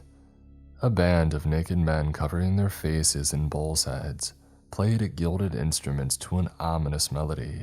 Serving women, their bodies wrapped in golden chains, poured a cloying wine on the participants as they began to chant. 6 naked men, each armed with knives, lined the walls and stood unsettlingly still. Their faces were obscured by the darkness, yet their athletic frames were as clear as day. They would be quick, too quick for me. Standing tall and menacing, I could swear their flickering shadows looked like ancient hoplites. Crested and horned panoplies danced across the walls, only to wither back into mundane shade and shadow. Panic and fear can pollute the mind, playing all sorts of tricks. But I know what I saw. A troop of castrated men, all dressed as some sort of nymph or satyr, drunkenly danced around the congregation in a circle. Golden bands and circlets of thorns lined their arms and brows, with their legs contorted awkwardly by their hooved stilts. Every moment had to be agony, yet they stomped, twirled, and gyrated wildly, singing through slurred and painful hymns. An unending smile was plastered to each face. 4 older men were bound to podiums by gilded chains, each bearing an ornate lantern. Their eyes and mouths were covered by golden cloth, tightly wound around their heads. Laurel crowns rested upon their brows, and bullhorn codpieces covered their genitalia. Their fleshy, pale bodies were crisscrossed in many gruesome lashes and bite marks. Bobbing their heads slowly in tune with the beat, you could hear them faintly yet joyfully humming to themselves. A serving woman, her nails long and sharply pointed, cruelly raked a terrible gash into one of the bound elders' abdomen. The man's painful howl blossomed into a gleeful purr as she pressed her finger deep into the wound. Dear God, Artie was right. I've seen a lot in my time, but nothing can accurately describe the pure disgust and fear I felt. I needed to keep calm. By God, keep calm. And from the darkness, Lane Vandross slinked forward, his nipples and navel pierced in gold. A strange necklace of golden coins rested in between the mighty horns of a bull obscenely tattooed to his chest. With a beautiful woman and a petite man on each arm, Lane blew a burning cloud of strange-smelling smoke into my face. Welcome to our jubilation, friend. What is this? I asked, quieter than a whisper. This is freedom, he responded as he squeezed the flesh of his 2 lovers. Everyone in this pit of sin went quiet and reared their heads to stare in my direction. Why show me this? Why bring me here? You are troubled. We were just like you until our souls were let free. Society and their false gods try to crush you beneath their heel, keep you weak and chained. Our God is liberation. He abhors normality and depression, for he is a God of freedom and love. Oh, but don't worry, friend. The pastor will forgive your blasphemy, for he knows you. There has to be some kind of mistake. I'm not from here. I don't know any of you. I don't want any of this. I stammered, trying my best to hold my ground. Don't you wish to be free? Out there they control everything, but in here we can do whatever we desire, for that is freedom. Lane asserted before delivering a hard punch to a bold elder's jaw. The older man went limp for a second, only to hum the melody louder in a gracious haze. I tried to choke out a response, only for Lane's smile to grow greater. Gently rubbing his hand along his male lover's ear, Lane ripped his golden earring free without a second thought. For true freedom, nothing should be denied. Instinct is law and every desire should be acted upon. This is the way of the bull. Are you a bull or a sheep, friend? Slave or master? I'm a mechanic. A simple, nothing mechanic. I retorted, trying my best to locate another exit to no avail. But the pastor saw. He stuttered, almost like a confused child. Judging by Lane's cadence, his mind was muddled by some form of stimulant. Your pastor saw nothing. I am a mechanic, nothing more, nothing less. You are mistaken. I will never speak of this night again, I swear, just let me go. I protested with the last drop of confidence that I could muster. Then why come? Lane murmured, struggling to find his words through the thick brain fog as he put out his strange cigarette on the woman's arm. Without making any sound, the woman barely even winced. You could see a great sadness in her eyes, though.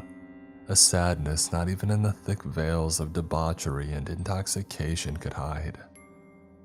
I was curious, very curious about your religion. I don't know, I just wanted to see it for myself.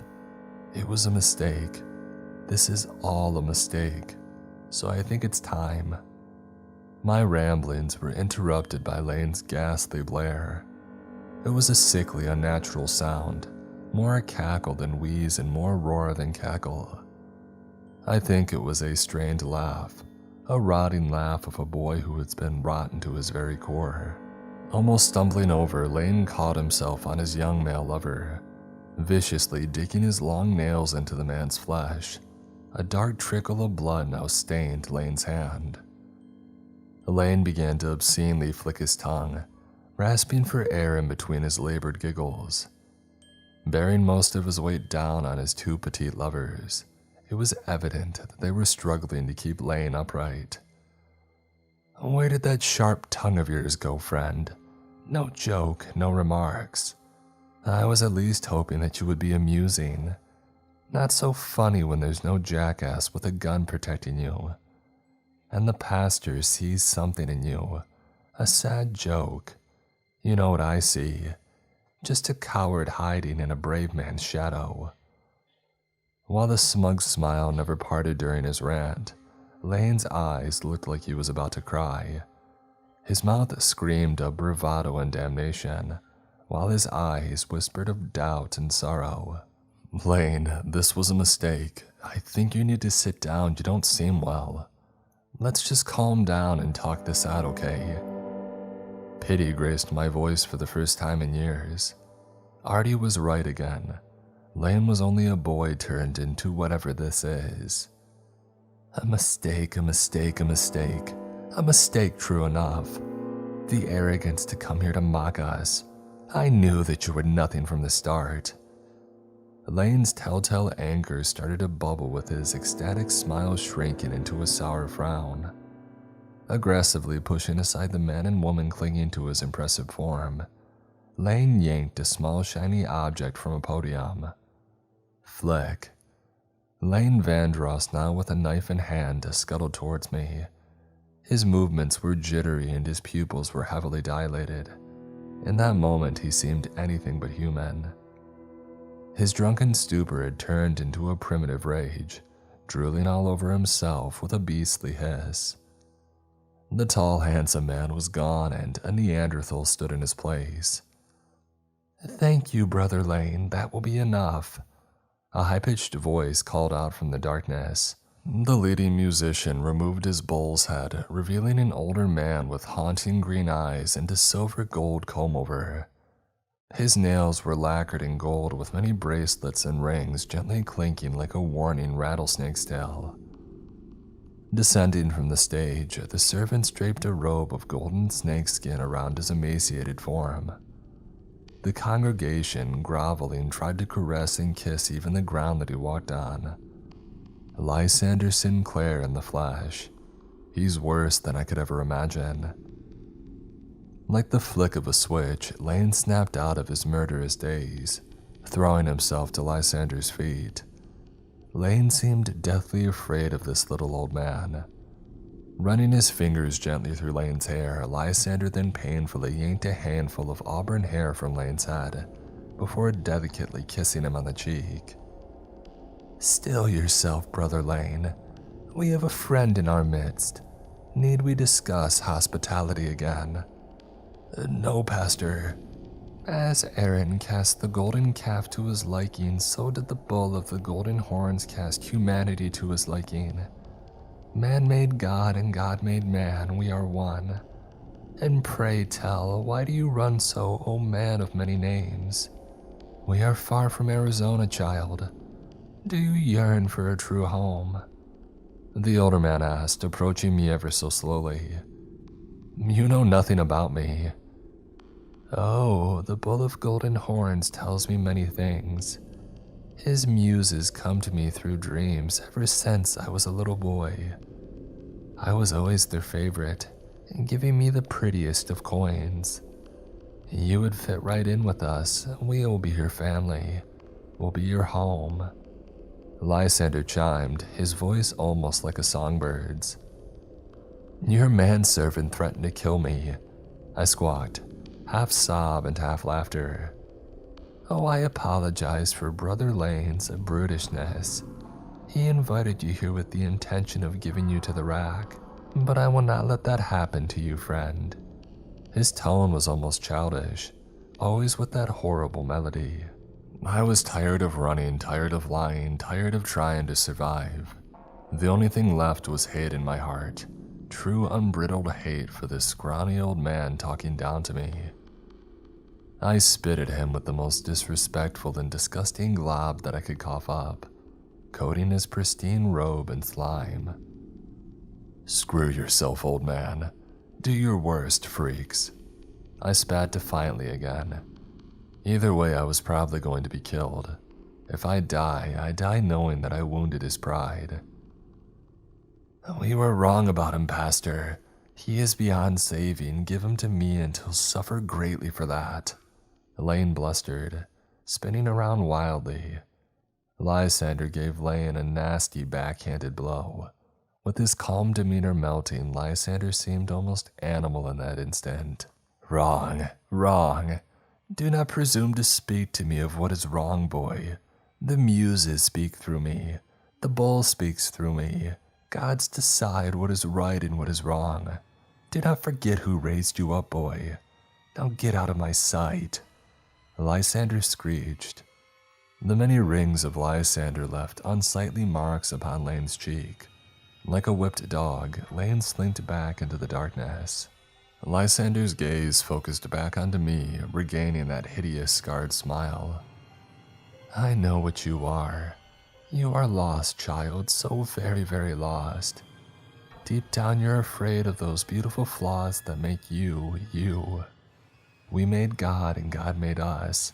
We are divine. Your flaws are divine, your desires are divine.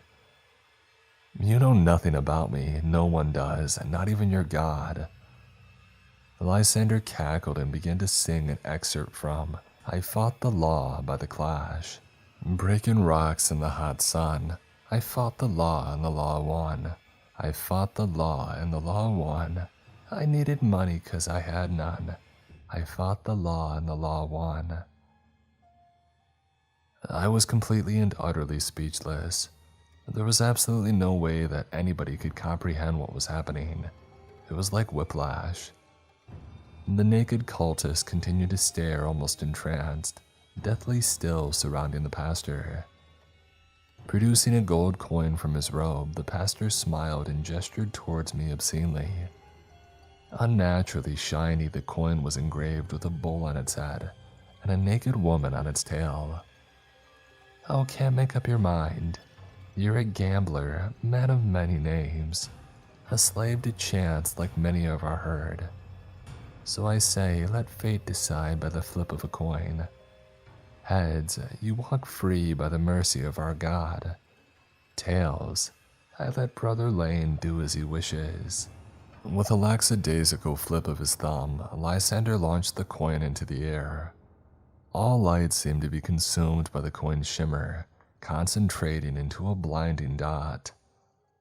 Catching the coin with an audible thud, Lysander's grin widened and widened as his frantic eyes relaxed for a split second. My legs felt numb and my head pounded with dread. I've had a few brushes with death before, but nothing like this. You're free to go. We'll keep in touch. Brother Lane, do you mind showing our new friend out? See you next sermon, man of many names. I've lived up in these woods for years, rarely coming down for supplies. I'd maybe check in with my remaining kin, just depending on how passive-aggressive their messages were. For men like me, isolation is practical. Loneliness isn't as bad as people make it seem. It's like a blanket, warm and comforting, but can smother you all the same. I never was too fond of people even before the war. Well, people never seemed too fond of me either. Kids thought that I was dumb, adults thought that I was strange, and hell, even my parents found me too meek. I've always been big, but truth be told, there wasn't much that didn't scare the bejesus out of me. Dad would often say, "Boy as big as you are for your age, you sure do nothing with it." I'm sure Dad loved me in his own way, but he would get a bit carried away with how hard he teased me. At home, in public, holidays, birthdays, and night or day, Dad always had a remark to say. He was the one who started calling me kudzu, given the way that I would creep around like the kudzu vine. Before long, the whole town had started calling me kudzu. Even to this day, the nickname is stuck. My only friend was Briar, our bull-headed hunting hound. Briar was supposedly a purebred blue-tick coonhound, though Dad always said that he looked and acted like a mutt. Named for being a briar in Dad's side, it always seemed like I was the only one that old Briar liked. Though I struggled to talk to people, I could talk to Briar for hours. He would always listen, sitting by my side, just staring off into the woods until I was done. He would never interrupt or make cruel jokes. He understood what it was like to be a disappointment. Maybe that's why Dad despised him. Maybe he saw too much of his son in the dog or too much of his dog in his son. But he made me put Briar down. I begged and pleaded. I assured Dad that Briar still had energy left in him. Nah, Briar's too old. Lived past his purpose. What is a hunting hound that can't hunt? And give him dignity, boy. Dad snarled, knowing damn well Briar wasn't nearly as old or sickly as he made him out to be. I couldn't pull the trigger, I just couldn't. I stood there shaking and crying to Dad's disgust. God's sake, boy, can you do anything but mope around and eat? All you do is creep and eat. Just like the vine, kudzu. Did I have a daughter after all? The goddamn kudzu queen, fat beauty of the South. Click. I never really made friends after Briar. My only escape was going deep into the woods to think. My grades were a train wreck and nothing actually gave me fulfillment. I had no purpose until the war. An evil and cruel purpose, but a purpose nonetheless. The drums of war can change anyone. Strong men can crack and timid men can grow vicious. While many men broke and suffered, I grew and by God I thrived. I was strong for once, a terror of the jungles. My aim was perfect. Biting through a man's jugular came easier to me than small talk. Briar is far from the only innocent blood on my hands. I was different in the jungles. Barely a man, but I was alive. The thrill gave me life, it gave me purpose, and it gave me faith in a higher power. This was short-lived. I was dragged back to the States when David finally fell Goliath, or while the media did. Pathetic. I would have fought for 5 lifetimes if given the chance. Heaven and hell made one.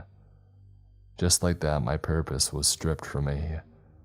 Like a pack of hungry coyotes, the guilt had begun to ravage what was left of me. Treated with nothing but contempt and hatred by civilians, I fled deep into my hometown's forest. A poor replacement for the jungles, but it's the closest thing that gives me an ounce of comfort and confidence. I have lived here ever since in my new jungleland with a new briar. Similarity is an unfulfilling poison. The new briar is a dumb, useless mutt, but truthfully, I would have gone insane without him.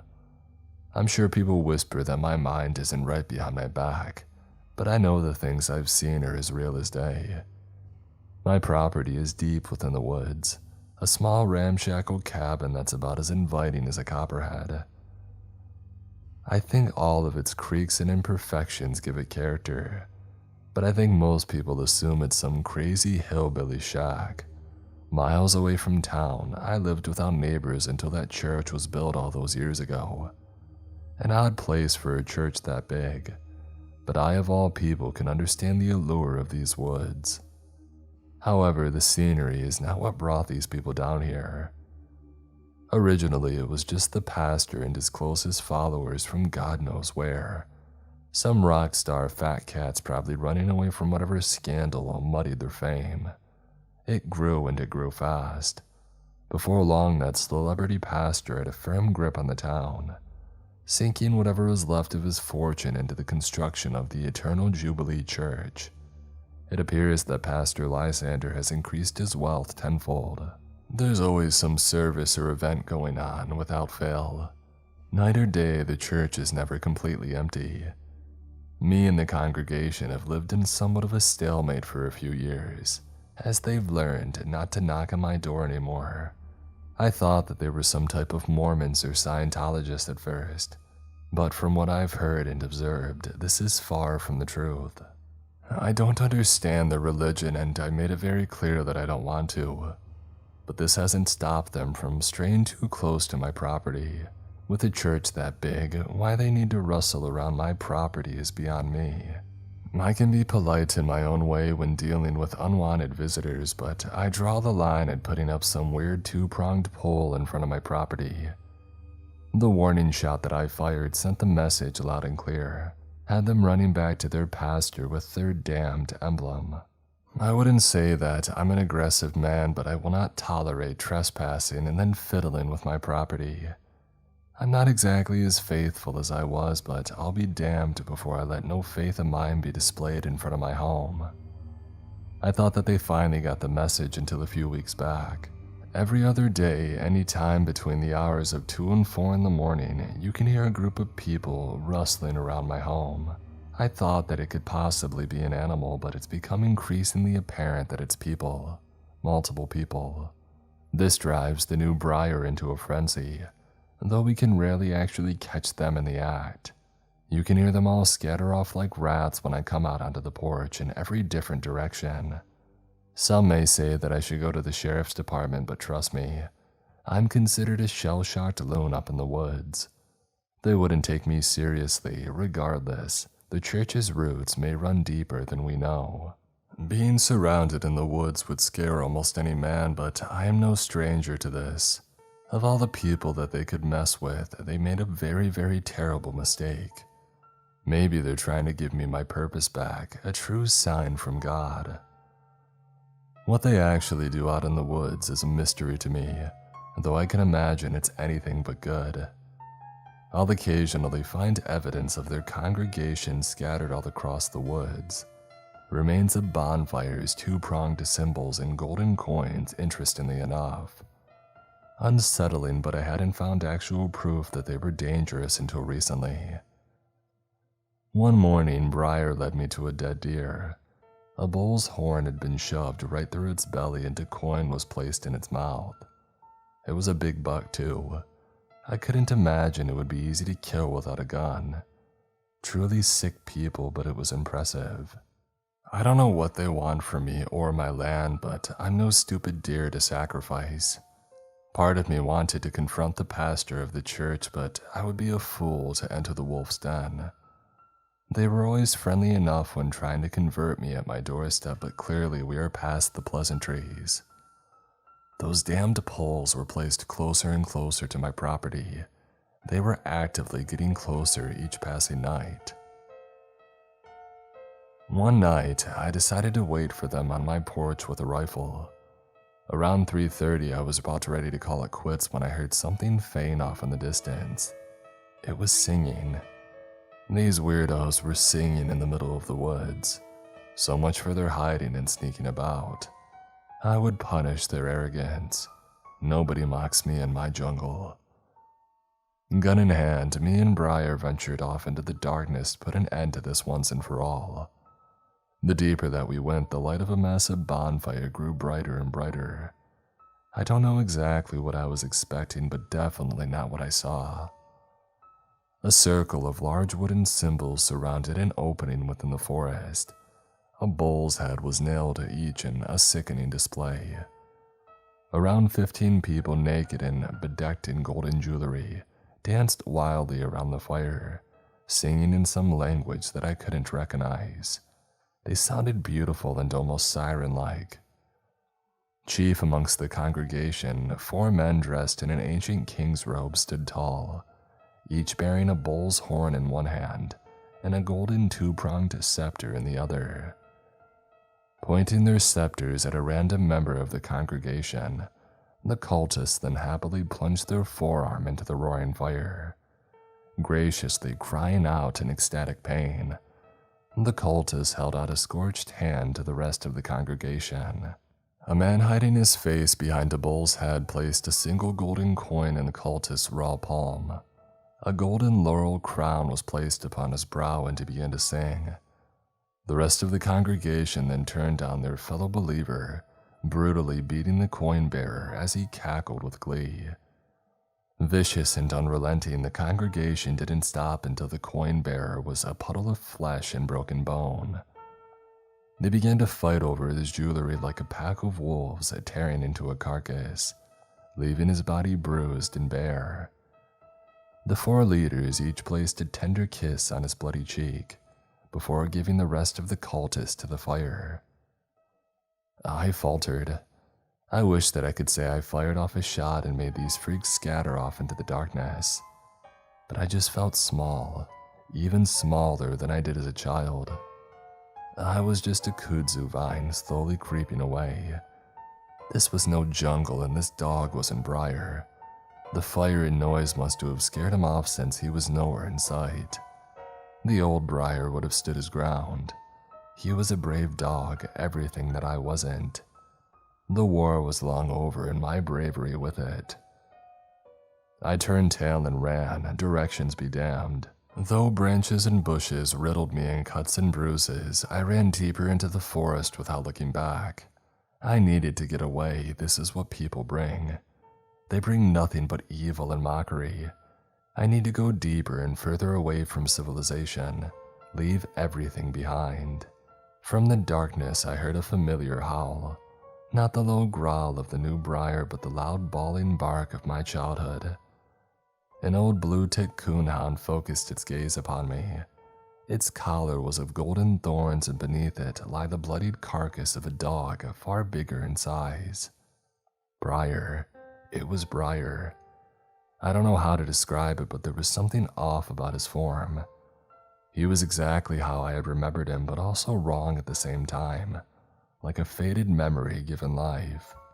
Holding his golden chain, a curvaceous figure weaved itself elegantly between the trees. It resembled an attractive woman, supple and pale, with a cloak made of shimmering coins. It stood almost as tall as the trees, with many gilded chains piercing its snow-white flesh. Its face was chiseled and masculine, with what looked like melted gold covering its eyes and the top side of its head. The forest began to shift and change. I was back in the jungles in that instant. It was wrong, but it felt right. My terror morphed into relief. I missed this feeling. I missed my purpose. I missed Briar. "Bear witness," it hissed. Its voice was high and haunting, but beautiful, like a choir of angels and a nest of serpents intermingling in a blasphemous harmony. I don't know if I was sobbing or laughing, but I held up my hand to pet my old friend. Briar beginning to growl, clamped his sharp teeth onto my hand as the sounds of gunshots rang out in the distance. Just like that, I was back in the forest. Briar and his new owner were gone without a trace. I was alone in the darkness. Was it real? It had to be.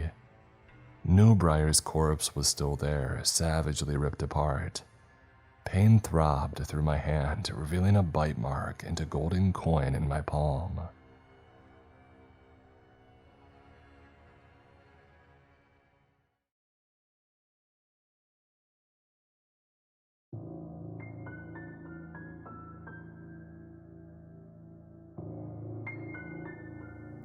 I never used to believe in ghosts.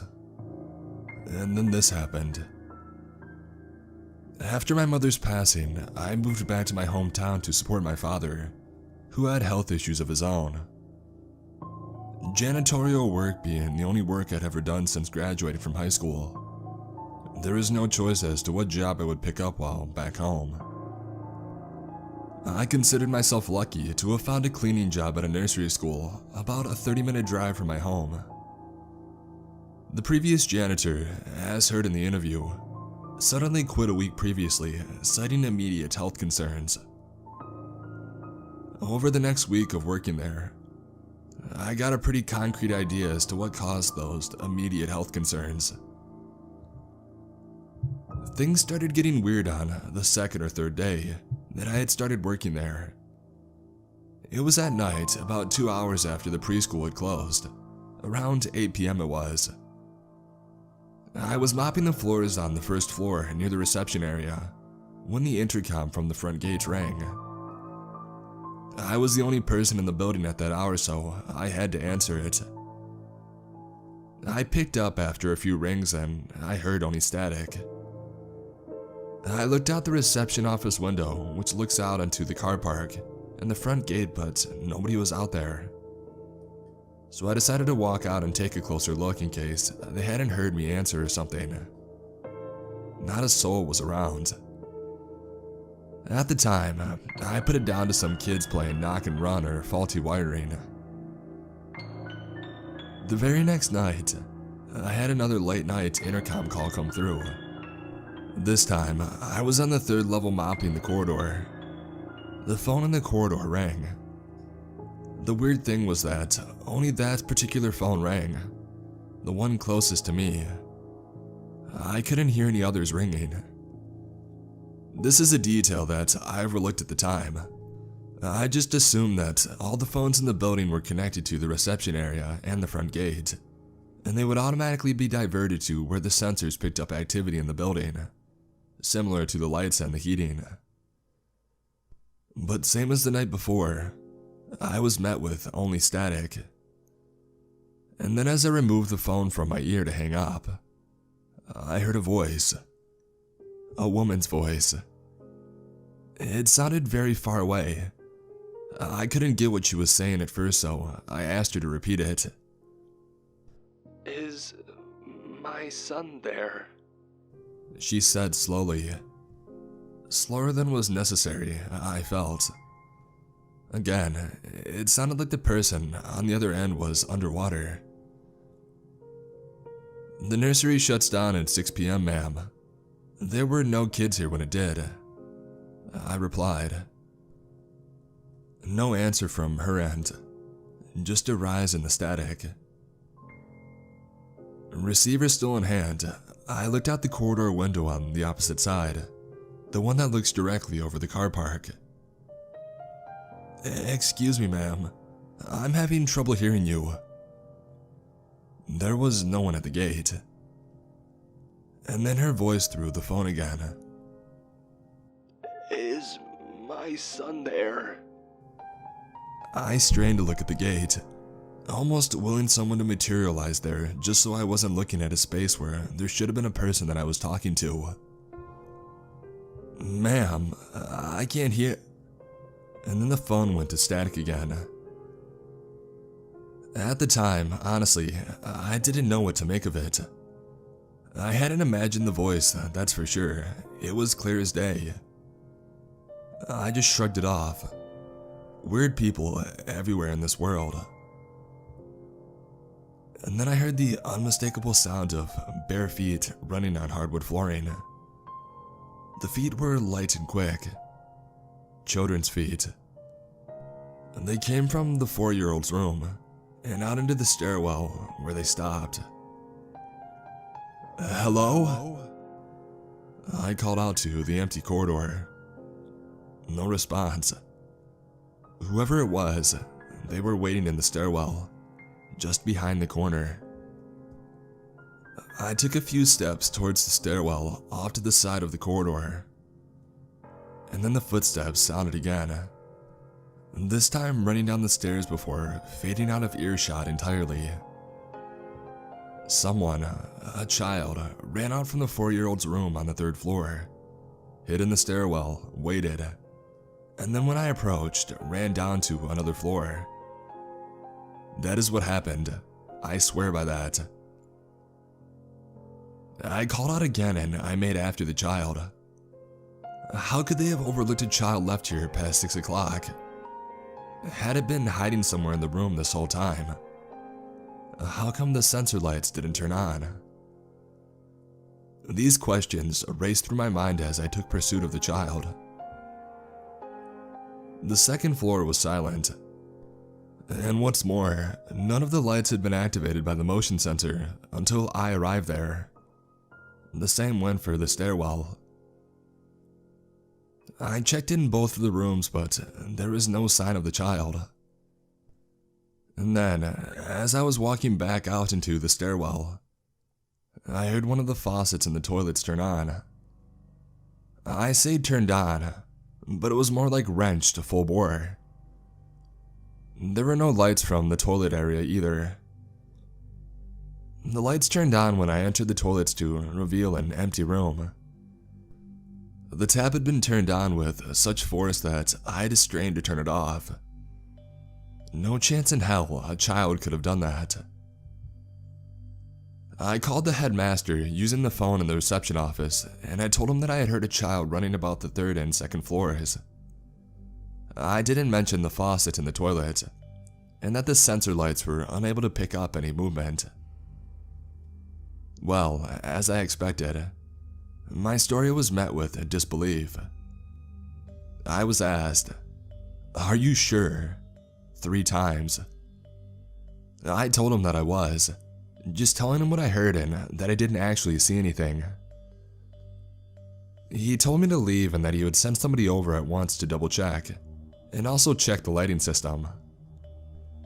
I offered to wait in case the child showed itself again, but I was refused. I collected my equipment from the 3rd floor, put it in the janitor's closet, and I locked the building for the night. The next day, the headmaster called me into his office. He told me that after a thorough search of the entire building and the grounds, there was no trace of any child. He added that the intercom and lighting systems were in working order. The building was nearly 30 years old, he said. A building of its age is prone to making noises at all hours. Just in the daytime, they aren't as noticeable. There was something in his face, like concern. Not at the possibility that there were a child in the building alone after dark, but that his new janitor from out of town might be insane. Even if there were a possibility that the noises I mistook for footsteps were actually the aches and creaks of an aging building, there was no imagining the tap that turned itself on with such force that I had trouble turning it back off. That was not a symptom of an old building. Those few happenings were just the start, however. That night, there was an incident. I use the word incident because I can't think of another name. But a spiritualist might use the word manifestation. It was around 9 p.m. I was on the 1st floor reception area filling out the daily sheet ready to leave for the day. And then I heard the sound of something bouncing, like a large rubber ball. It was getting closer and it was coming from the stairwell. A yellow ball bounced down the stairs and out into the 1st floor. Its bouncing subsided and it rolled straight at me. It stopped about an inch from my foot. But it was the way that it stopped. It didn't stop for lack of forward momentum. It stopped abruptly, as if stopped by a hidden hand. It took me probably longer than it should have to process just what had happened. "Hello?" I called out.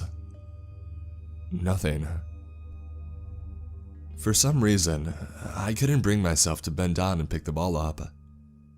I couldn't bear the thought of doing so and finding the ball to be warm. I should have just gone home, but instead, I headed up the stairs. The first floor, the infant level, and then to the toddler's rooms on the second floor. Nothing out of the ordinary, nothing misplaced, lights working fine. The third floor, however, was anything but. Ascending the stairs, I felt a significant drop in the temperature between the floors.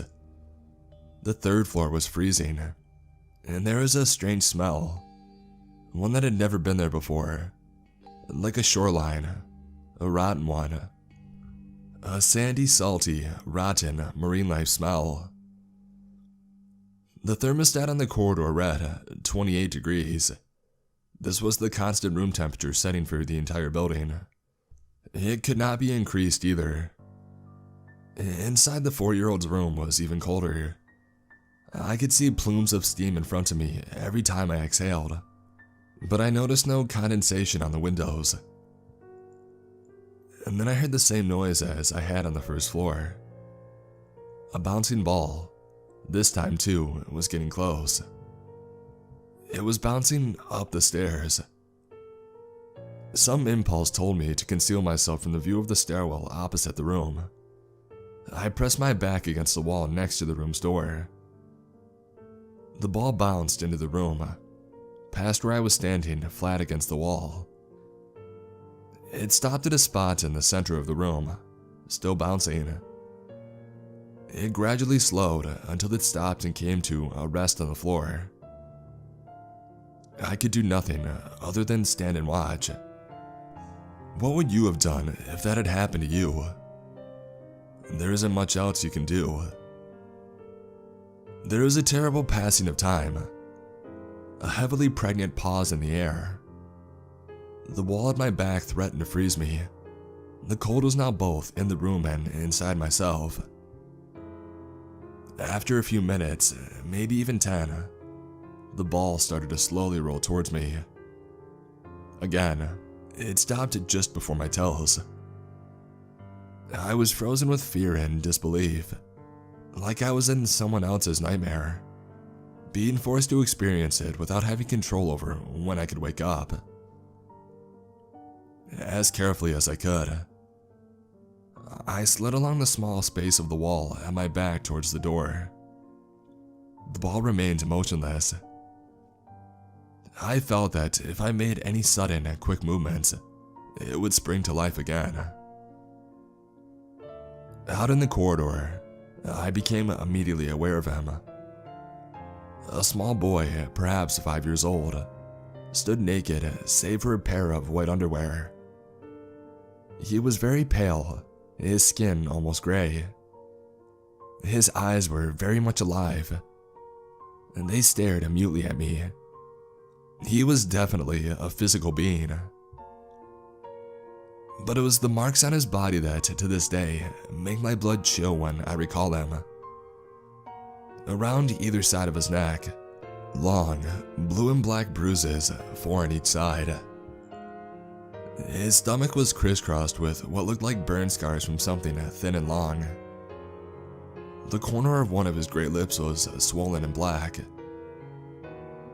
"Hey, buddy," I said, trying to sound as casual as I could. I know how silly it must seem now, but trust me, at the time, I thought him real. Real as in physically there. Tangible. The apparition, because I know that's what it was now, stared blankly at me. "Why are you still here?" I asked, injecting as much caring into my voice as possible, while trying not to turn tail and run for as long as I could. His skin was so pale, and his eyes exhausted, sunken but definitely regarding me. From behind me, the hall telephone rang. Startled, I swung around, and when I turned back, the boy had disappeared. The ball inside of the room was gone too.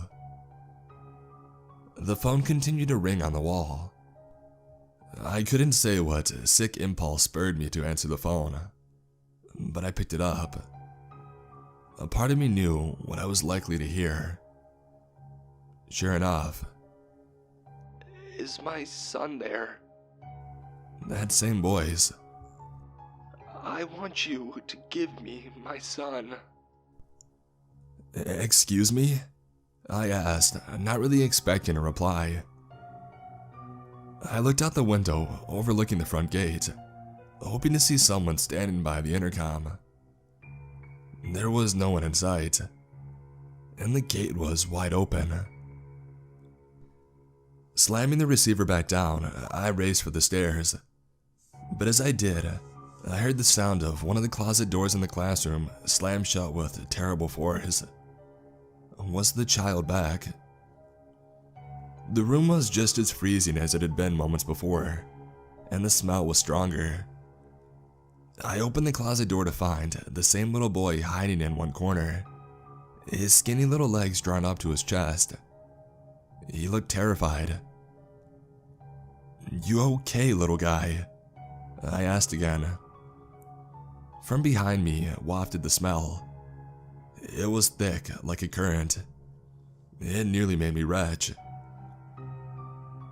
The boy turned his focus away from me and to the point behind me. He cringed and turned as far into the corner as he could. And then a voice from just behind my back, the exact same as the one on the phone. It sounded close but had that same watery distortion as on the intercom phone. "Give him to me."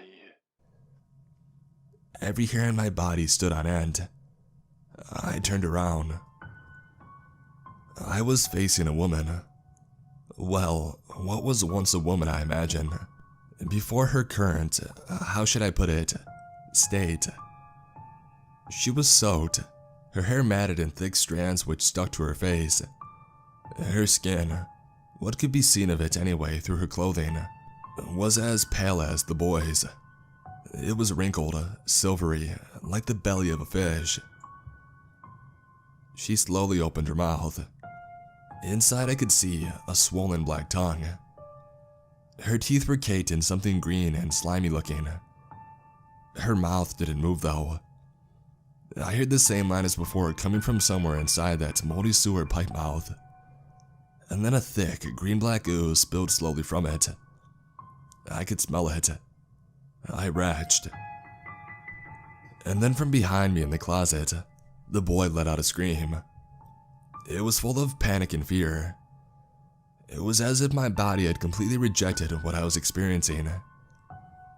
Acting out of pure instinct, I sprang up and scrambled across the room, slipping on my own vomit. The boy's screams continued as I raced down the steps and out the front gate.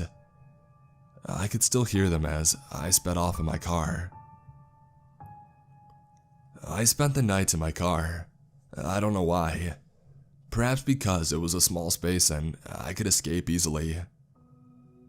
I sat in the driver's seat until dawn, vainly trying to process what had just happened. Should I call the police? Should I go back and check on the boy? Should I call my boss? The answer to all of those questions was, of course, no. In the morning, I told my boss that I wouldn't be coming in again, citing family reasons. He was sympathetic and strangely accommodating, as if he had expected this all along. As an afterthought, I asked him if there had ever been an incident at the school involving a parent and one of the kids. I figured that I've already resigned, so what difference does it make? He said there was only one incident that he knows of.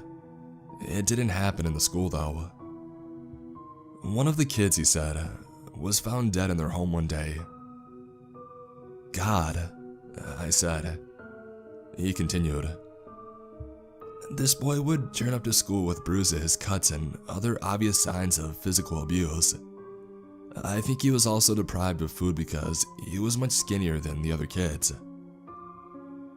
Was he murdered? I asked.